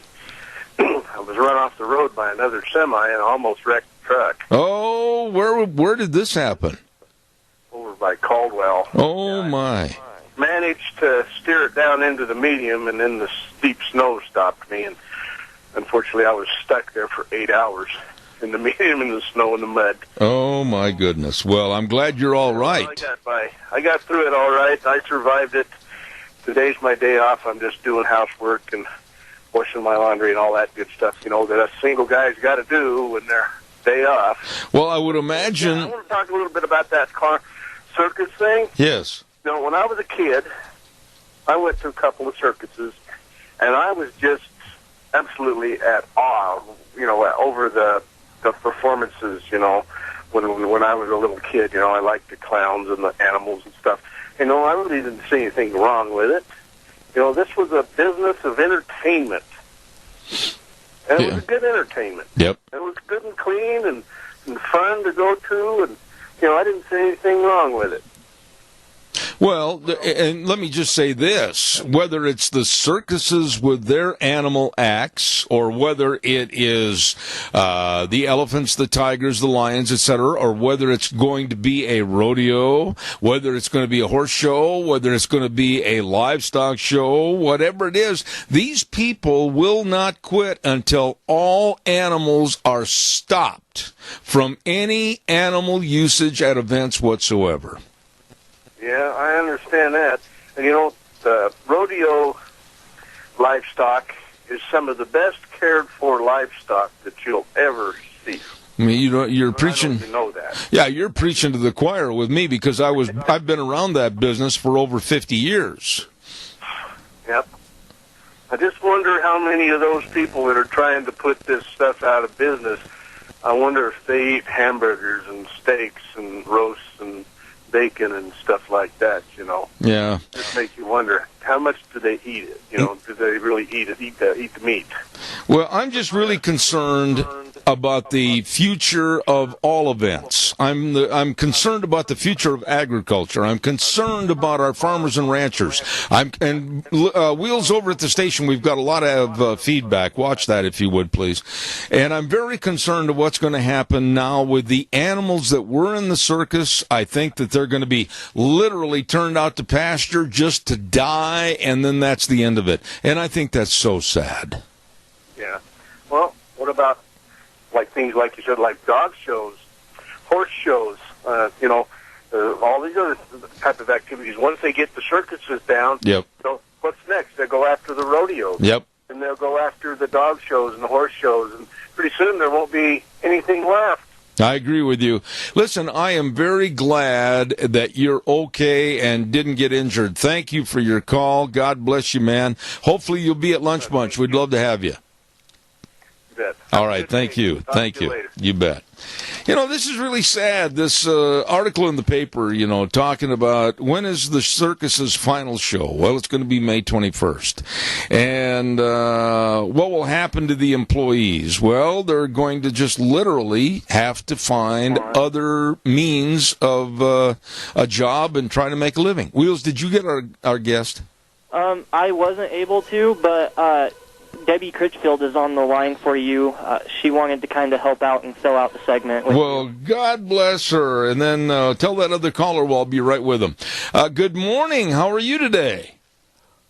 I guess I was listening at the right or the wrong time, depending on your point of view. Well, my point of view is you're always welcome on this program. What can I do for you this morning?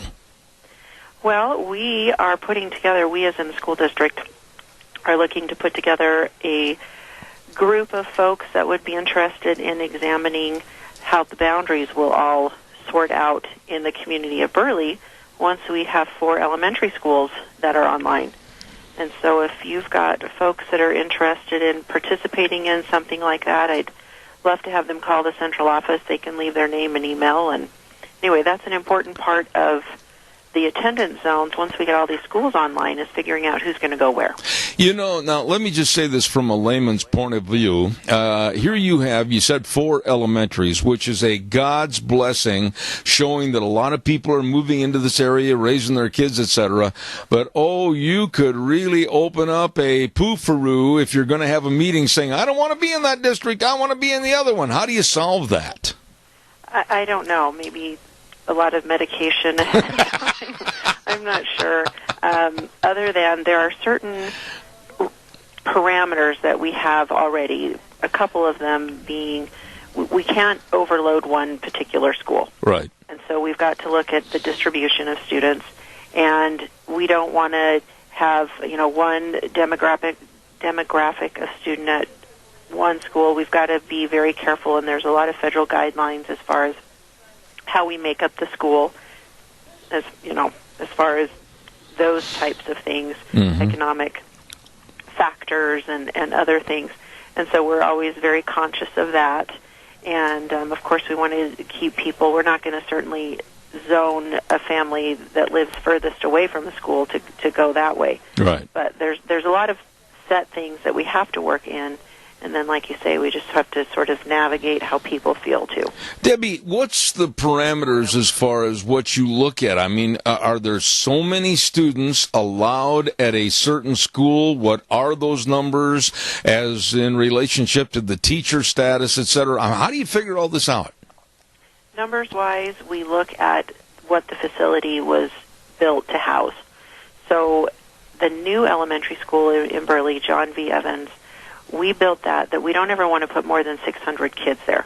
And we're not going to be full on the first day, but that is something that we look at the school and say, well, we've got X amount of classrooms and X amount of space, and we know that we can only get so many kids at this school, and so we do that for all of the schools in Burley. And then other factors, like I say, socioeconomic factors, ethnic factors, those types of things, we do have some parameters where that's concerned as well. And what about teachers? I mean, like when they come into an area and or the Cassia County School District, do they, when they submit their name for possible employment, do they have an opportunity to say, well, I'd like to teach here, there, or do you just basically tell them which school they'll teach at? A little bit of both. When they first apply at a school, they apply to teach at, we'll say, White Pine Elementary. There's an opening in the 4th grade. That's where I want to teach. But the way their contract is ultimately written, the district can assign, reassign, make shifts and shuffles within that according to various needs. Of course, we take into account the wishes of a teacher and circumstances and so forth. But we are looking at a situation, and I know we have teachers that have a fair amount of anxiety, not all do, on how that's all going to shake down when we have got 4 elementary schools. In my heart of hearts, I feel like, for the most part, people are going to end up where they want to be. I've heard teachers say, I'm really excited. I hope I get to go to the new school. And I've heard others say, no way in heck am I going to move from this school. So I think through a process of talking with people and seeing what our needs are, we ought to be able to get it figured out. Let me ask you this. I'm a little bit sick and tired of hearing the negatives about Idaho education, hearing all the negatives and the naysayers about, our kids will never amount to anything. If they graduate from the Idaho schools, they'll have to go someplace else. You know something? I don't like this because I don't think it's true. Am I right or wrong? Oh, there's definitely more positive. I think you're on the right track, and unfortunately, there's been some large entities here in Idaho and nationally that pump a lot of money into campaigns to insinuate that public schools are failing right and left. And when you look at what we are turning out, especially in Idaho, where STEM programs, science, technology, engineering, and math, they are just blossoming all over the state. In fact, we had an art teacher at Burley High School receive a $2,000 grant for her students to build 3D scale models of different things around the country. These are the types of activities and the types of programs that are taking place in schools every day around the state. But they don't get the attention that I wish they would.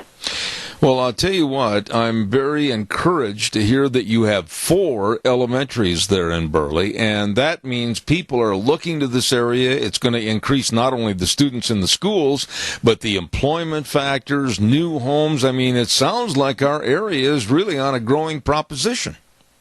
It is. Our enrollment has gone up several hundred students. In the last couple of years, we had a nearly 80-student increase this year over last year. And as you've pointed out, all the projections from our economic friends here in the county tell us that more and more is coming. And I think that the evidence of that growth is when we see the retail. That's what I understand is when you start to see more retail come up in an area, you know that the people are there. And there are hotels and restaurants and so forth right here in our county that are either in the works or have been announced. And so that signals to the school district, we need to make sure that we can accommodate that. It's a good problem. But businesses, they can say, well, we're going to grow. We're going to use this money and we're going to grow. Schools are in a little different of a position where we get our funding from the state. It does not come to help us build new facilities. And so thankfully, as you pointed out too, the community was very supportive of a bond last year, and we're able to get ahead of some of this. Debbie, the legislative session is going on right now, and we started our update segment last week. We had Senator Kelly Anthon on. This week, we're going to be talking to Representative Fred Wood. And I don't want to make anybody mad about this, but it's the way I feel. I think that education, naturally, there's always those that want more money, more money, more money. But in honest essence, throwing dollar bills at some of the problems isn't the only cure-all. Would you agree? Oh, I agree with that. Like you said, more money doesn't mean it's going to be necessarily better. I think there's always ways to be efficient. And I think the other part of this discussion with the money are the dollars going to the places that we need them the most now.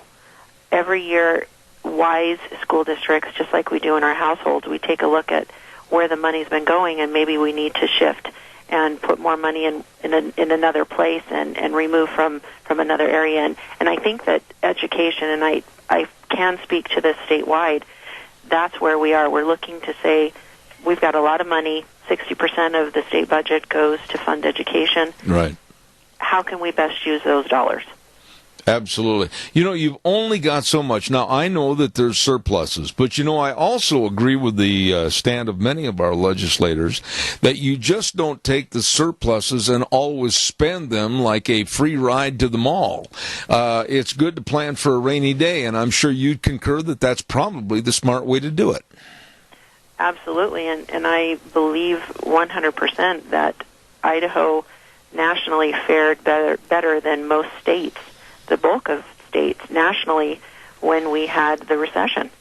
You saw districts or states around the country that were completely eliminating whole programs and whole, just important areas of school districts because they couldn't fund them.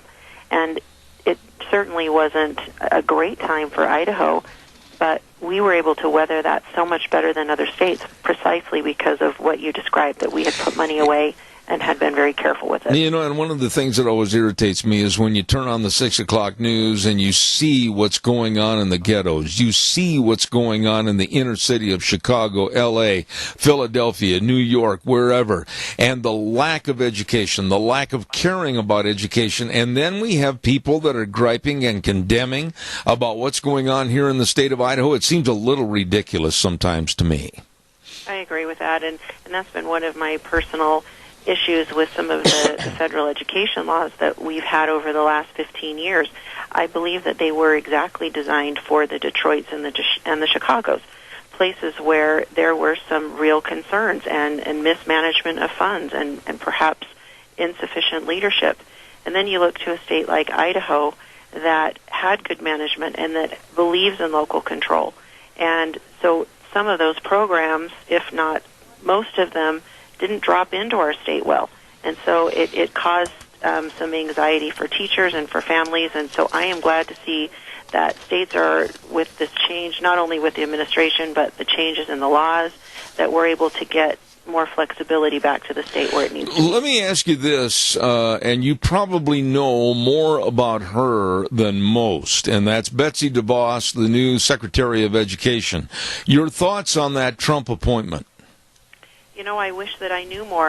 Like many, I'm learning about her and relying on the opinions of others, which seem to be good. I know that she espouses choices and local control, state control, and I think that that right there tells me or signals to me that she'll do a good job. When you look back over the last 8 years with Arne Duncan as Secretary of Education with the Obama administration, I think now with only 3 days left in that administration, you can be very honest and forthright. I think they dropped the ball on a lot of things. Your thoughts? Well, what's interesting, and here's a story that might sum up some of what we're talking about here. Last year, our state superintendent and some other folks from the State Department of Education here in Idaho traveled to Washington to meet with President Obama. This was prior to the change of the No Child Left Behind law. And there were certain restrictions and certain requirements that states had to meet in order to maintain their federal funding.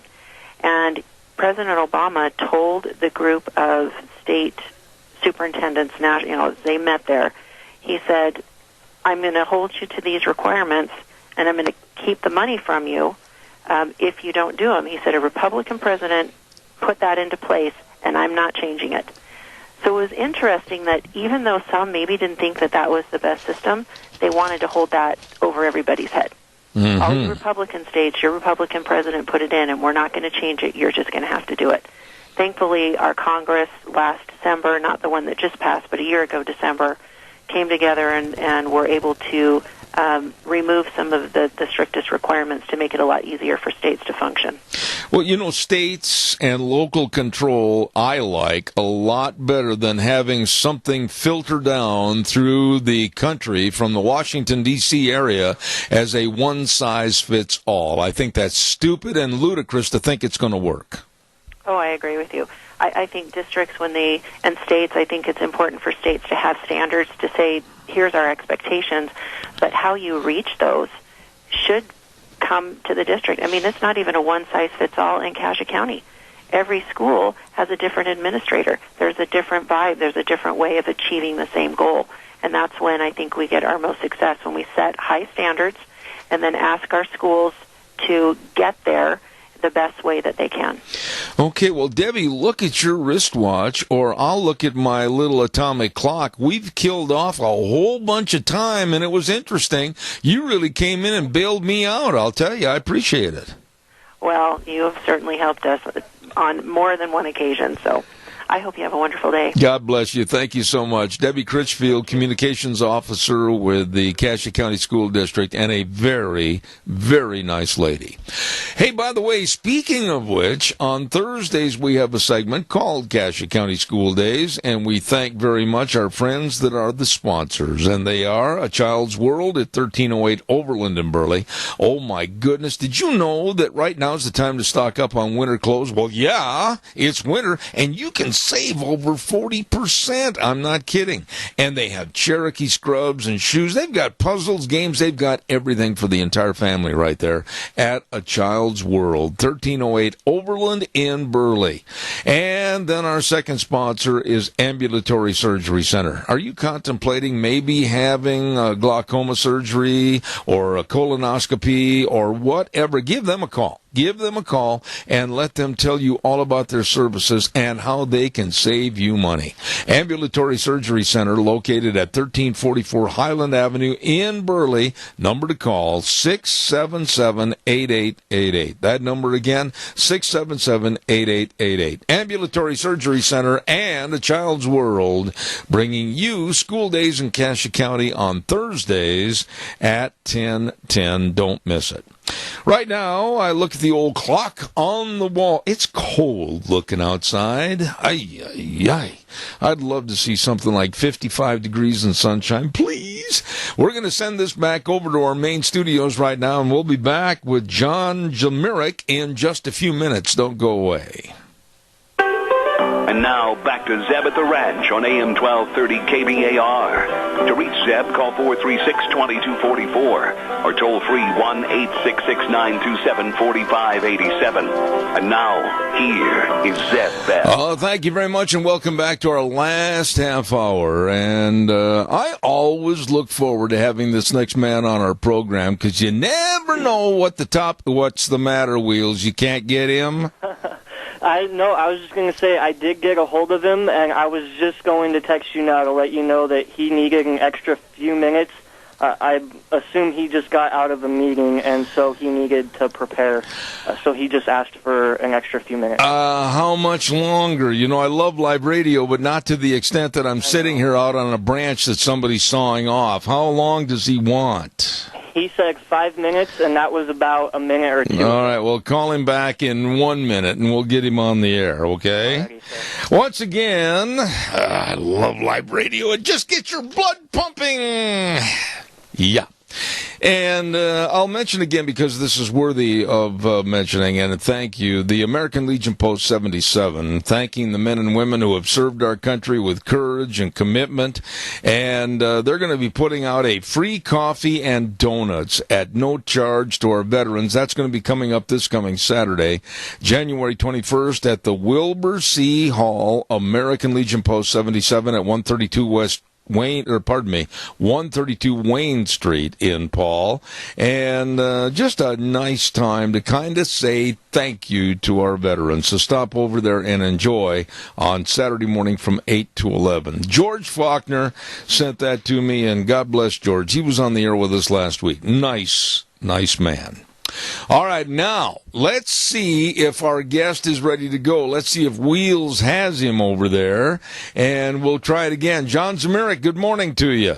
I don't have him yet. Yeah, boy, Wheels. What What are you doing to me? Anyhow, last half hour, I wanted to thank Debbie Critchfield for calling and kind of bailing me out. This must be the day that people are going to be late. It's happened in almost every segment. And Martin Luther King Day today, most of the government buildings are closed, no mail service, etc. And a lot of offices closed, and maybe that's the problem, but Wheels is going to keep trying to get him on the air. Until we do, I noticed that last... Your guest is on the phone for you, sir. Thank you, Wheels. You're welcome, sir. John Zemerick for the third time. Good morning to you, sir. Good morning. Thanks for that extra time. You're welcome. John, you write for the Stream, and I got to tell you that your headline on this latest piece, it deserves you to really give us an explanation. It was a head-scratcher when I read it. Is my Southern plumber a Nazi? Where in the world did that come from? Well, that came from one of the more well-known liberal journalists in America. His name is Ned Resnikoff. He's a regular editor. He's an editor and regular blogger at Think Progress. Pretty well respected.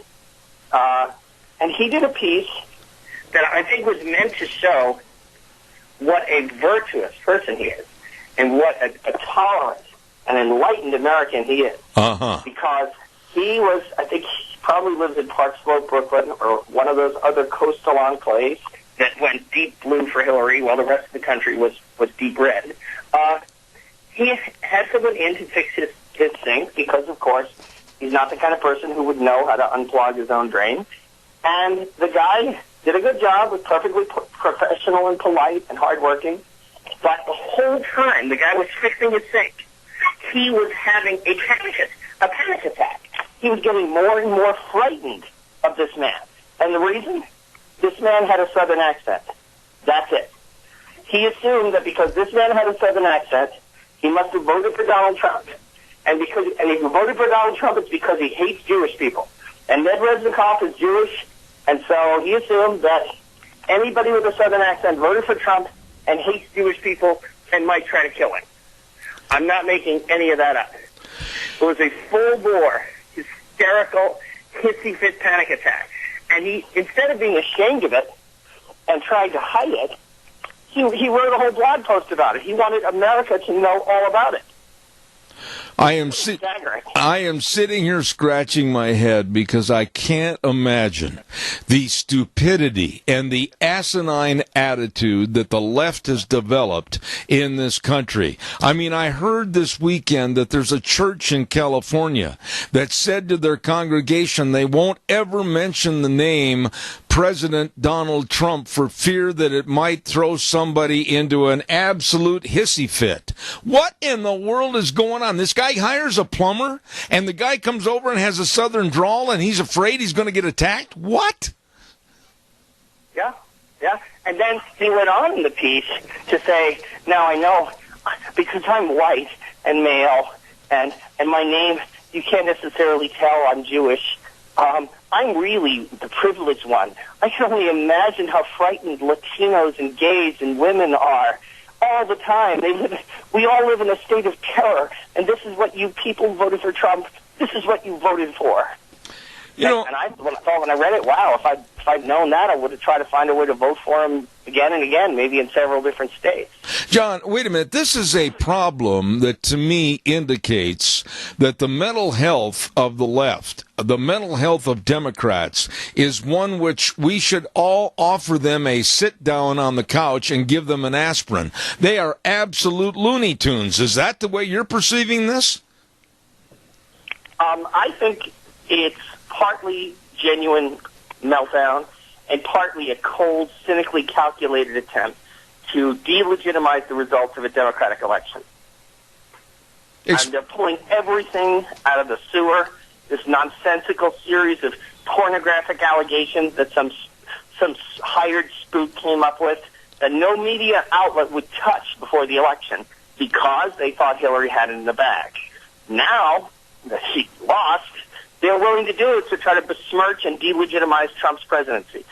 People being Andrea Bocelli, the wonderful blind singer, has had to pull out of the inauguration because of death threats.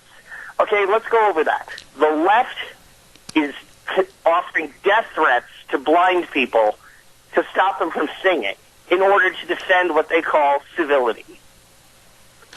This is an attempted cultural coup d'etat. They couldn't win the election, so what they're trying to do is cripple and paralyze the Trump administration, terrorize anyone who might think of working for it. It reminds me of the mafia would have run protection rackets. Yeah. And they would come along and look at your bakery and say, really nice bakery you got here. Be ashamed if something happened to it. Well, John, wait a minute, though. Aren't they smart enough to realize, the Democrats and the left, aren't they smart enough to realize that by the denigration of somebody with a Southern accent, which means all the good people in Alabama and Tennessee and Georgia, I've been all through those states, wonderful, wonderful people, they're lumping them all together and comparing them to being Southern drawl Nazis? They're going to eliminate any kind of a voting base in the future forever. Well, that's what happened. That's why Hillary lost.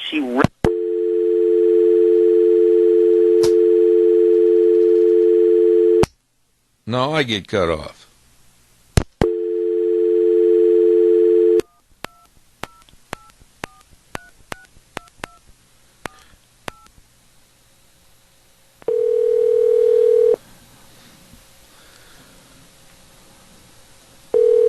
Come on, Wheels. Come on, Wheels. Hello. Yeah, Wheels, get me back on. Yes, sir. Select or aptitude the standards of who they hire and what they teach. You know, I was cut off for just a moment there. We've had some phone problems this morning with our weather out here, John. But how bad is this problem? Because right now, over the weekend, we saw a Democrat, John Lewis, call basically to his base and say that Trump is not legitimate. And then we've had the likes of Jammu Green, one of the head leaders of the Democratic Party, come out and absolutely belittle Trump every time she gets a chance. This thing is growing like a cancer. Are you concerned that eventually it's going to go away, or are we going to see a civil war, a divide of partisan politics with the Trump administration for the next 4 years? Well, this is the kind of divisiveness on the part of the left that created the Spanish Civil War. The Spanish Civil War began because conservatives won an election that the radicals, the communists and the anarchists didn't want them to win. And they refused to accept the election. And they did a kind of coup. And that's what led to the Spanish Civil War, which destroyed the country. This kind of desperate partisanship is really destructive of the country. That said, I hope that Donald Trump stands firm and that Republicans rally behind him, and that any institution that takes part in this cultural coup d'etat, we need to delegitimize that. So I loved what Donald Trump did to CNN at that press conference. Mm-hmm. And I think this administration has to continue to be as combative and hard-hitting as it has been up to now. It needs to build a wall. It needs to appoint someone like Scalia to the Supreme Court. In one sense, this is good because no one is offering Trump the option of, well, if you sell out the ideas that you brought into the election, then we'll give you a peaceful 4 years and we'll build you a presidential library. They're not doing that. They're backing him into a corner. So I think he's going to be a much more conservative president than he would have been otherwise. I agree. So in a sense, I say, let them keep having their hissy fits. Let them keep having their panic attacks. We just have to hit back twice as hard. Any institution that takes part in it, any network that takes part in it, we need to write off their credibility going forward because they are just a partisan outlet. Absolutely. So they're showing their hand. The pretense of neutrality, this fake civility. I mean, imagine, just look at Jeb Bush. Look how Jeb Bush licked the shoes of the liberal establishment in for the sake of credibility. He wanted to be taken seriously. He wanted to be seen as a gentleman. Well, you know what? Don't bring a knife to a gunfight. And the left has made it clear this is a gunfight.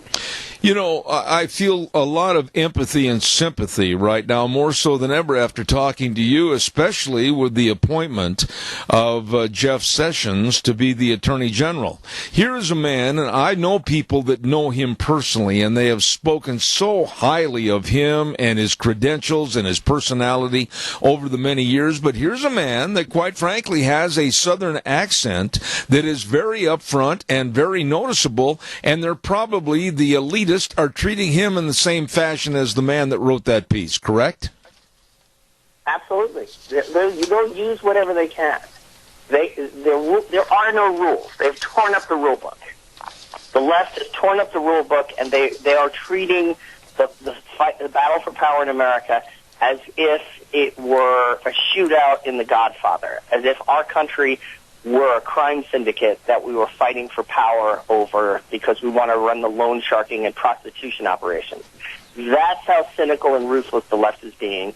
We have to hit back just as hard without stooping to their level of ethical breach and dishonesty. But what about guys like you and me? Hit back good and hard. What about guys like you and me, though, John? I mean, we're conservatives. We believe in family values. We believe in going to church on Sunday morning. We believe in having a moral right and wrong, black and white attitude. What are they doing or going to try to do to us? Because right now they're like little bugs that are just annoying because they lost big time, and I don't give them any credence. What are they going to do to guys like you and me? Well, they're trying to make it so that half the country is illegitimate.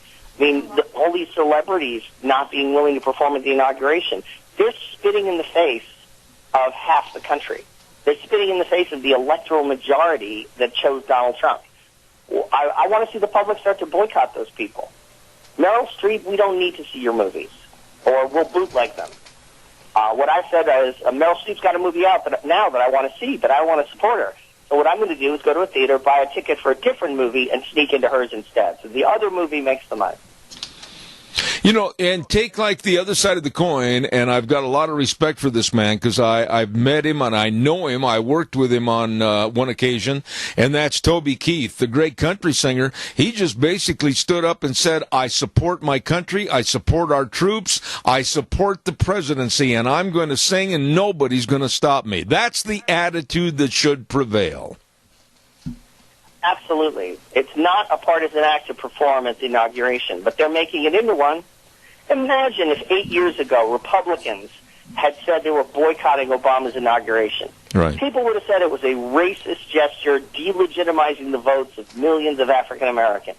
Well, how is this any different? They are delegitimizing the votes of millions of rural Americans, lower middle class, working class Americans who decided that Donald Trump was the tribune of the people and was going to speak up for them. Those people essentially shouldn't be allowed to vote. If it were up to the Democrats, you would have to have either a college degree in humanities or social justice, or you'd have to be on welfare to vote. They don't want anybody in between arrogant Ivy League professors and single mothers of 12. John, have you thought about perhaps sitting down and calmly calling Mr. Ned Resnikoff and inviting him for coffee and seeing if you can't cure his ills? You're very good at a very forthright conversation. Why don't you try to help this man? Yeah, I'm not that good a Christian. I'm kind of just enjoying his anguish. Sorry. They used to say on Saturday Night Live, your agony is gorgeous. I'm enjoying watching these people have a meltdown. Remember, these people all want abortion on demand for all 9 months. These people all want open borders, unlimited influx of potential ISIS recruits. These people's agenda, Hillary Clinton's agenda, would have destroyed America. It would have been worse than Russian occupation of the country. I'm more afraid of Hillary Clinton than I am of Vladimir Putin. So I don't have a lot of common ground with these radical leftists. My job is to delegitimize them. And so if they want to have hysterical hissy fits in public, I'm going to sit back and throw popcorn at them. John, I always look forward to having you on this program. You do a wonderful job. John Zemurek with The Stream. God bless you, my dear friend. Thank you, and keep up the good work. I enjoy it. Thank you. You too. Thank you, sir. Always interesting. And Deanne just pointed out that maybe we had the wrong number for our friend back in Chicago. Is that right, Deanne? She's going to check it out for me. Anyway, John Zamirik with the stream and a great article. This is true. Really, this guy, Ned Resnikoff, wrote an article about how because the plumber came into his house to fix a clogged drain, and he had a southern accent, this man, Resnikoff, had great fears and trauma that he was a Nazi, nothing was ever said like that, and that he couldn't stand Jewish people, nothing was ever said like that, and so it left him, this Resnikoff, with a very disconcerted feeling. Oh, the left is comprised of a bunch of nincompoops. Ninnies, wussies. Grow up. Absolutely disgusting. Gonna have the weather forecast while we still have time left. Don't forget Scarrow's Meats, Don Scarrow and the rest of the crew at 331 North Road in Jerome. 324-7657. They are changing the way we eat, one delicious bite at a time. I'm telling you, the first nice day we get and we can go outside, I'm going to go get one of those oven-ready marinated prime ribs. I'm going to celebrate. I just am so sick of this cold weather. Well, by golly, you can call over there and get all the different meats. They are delicious. From your hometown meat cutter, locally owned custom meat processor for over 20 years, Scarrow's Meats, 324-7657. Right now, here's Gina with the weather. Looks like we're going to be warming up this week, especially as we get towards the end of the week, but here's what the weather is for today. Looks like partly cloudy skies. Wind's going to be out of the northeast, right around 4 miles an hour. We are expecting a high of 18 tonight, low of 3. For tomorrow, mostly sunny skies, high of 25 with an overnight low of 17. Winds are going to be picking up out of the northeast, right around 10 miles an hour. Warming up for Wednesday under mostly cloudy skies, high of 34, overnight low of 29. We do have a slight chance of snow showers for Thursday, high of 36, overnight low of 20. And then for Friday, mostly cloudy and 34. That is your weather for Zebit Duran. She does a great job. Thank you, Gina. Brought to everybody by Scarrow's Meats. 331 North Road, Jerome, 324-7657. They are changing the way we eat, one delicious bite at a time. You know, I want to go back a little bit to the last half hour and then also to the first hour of our program, and I want to urge all the 4-H leaders, and I want to urge all the FFA teachers. I want to urge all the guys out there that are ropers. I want to urge all the people out there that work with livestock, all the horse trainers, everybody, all the people in the cattle business, etc. You'd better start going to your associations, and you better start demanding that they take a offense approach against these animal rights abuse companies and groups and organizations that want to stop your activities. You better start being on the offensive. And I mean that. No more of this defense. Oh, well, they're going to go away. Just give them time. They'll diminish themselves. No, they won't. And no, they haven't. They've got bigger and stronger and have more money in the till than you and I and our organizations. And they will stoop to any limit, any means necessary to curtail your activities. And I say this because of what's happened to Ringling Brothers Barnum and Bailey Circus. That is the first brick to be knocked out of the cornerstone of the building. And they're not going to quit. The final days of the circus, as we grew up and loved and enjoyed, will be May 21st this spring. It's gone. It's done. No more elephants. No more tigers. No more acts. No more fun. Nothing. Because a group of insidious people that I will never have a decent thing to say for stopped it. Their little 1% and the money got in there and said, no more circuses, no more animal acts, no more elephants. We're going to make sure we stop it. We don't like it. You're done. And the same is going to happen. If you think it can't happen, and it never will, you've already started to close the door on your own business and your own activities. It's going to happen. They're going to become stronger and more vocal. And it's time to sweep out the trash and fight back. You know, the cost. You know, I sit here and I worry about all the employees and what they're going to do with all their great acts and all the people and everything, and all the costumes and the props and all the animals and everything. It's just sick. Caller, good morning. Quickly, you're on the air. I got a minute. Well, I wanted to quickly say that as a little kid in the city of Wendell, there was a group of people who were so wonderful, and they would buy tickets for us kids to get on a bus and go to Twin and watch the Shrine Circus. Uh-huh. And one of the highlights of my life was that. And don't tell me that the head, that most of the kids didn't think that the elephants were the best part of it. Absolutely. Because us kids in Idaho, we never saw anything bigger than a milk cow Yep. or a horse, and these were just marvelous. And those people loved those animals. It's just a small group of vicious, stupid, very controlling people that want to take it away and hurt everybody else. And I'll tell you what, like I said the first hour, Chris, if I had the money, I would re-implement the whole idea of the circus with the animals and everything, and I would say, in your face, we'll see you in court, and I'm not going to quit.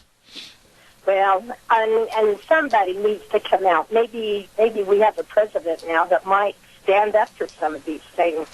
I certainly hope so. I hope so. God bless you, Chris. Thank you. Thank you. It's time to fight back, folks. It's way past time to fight back.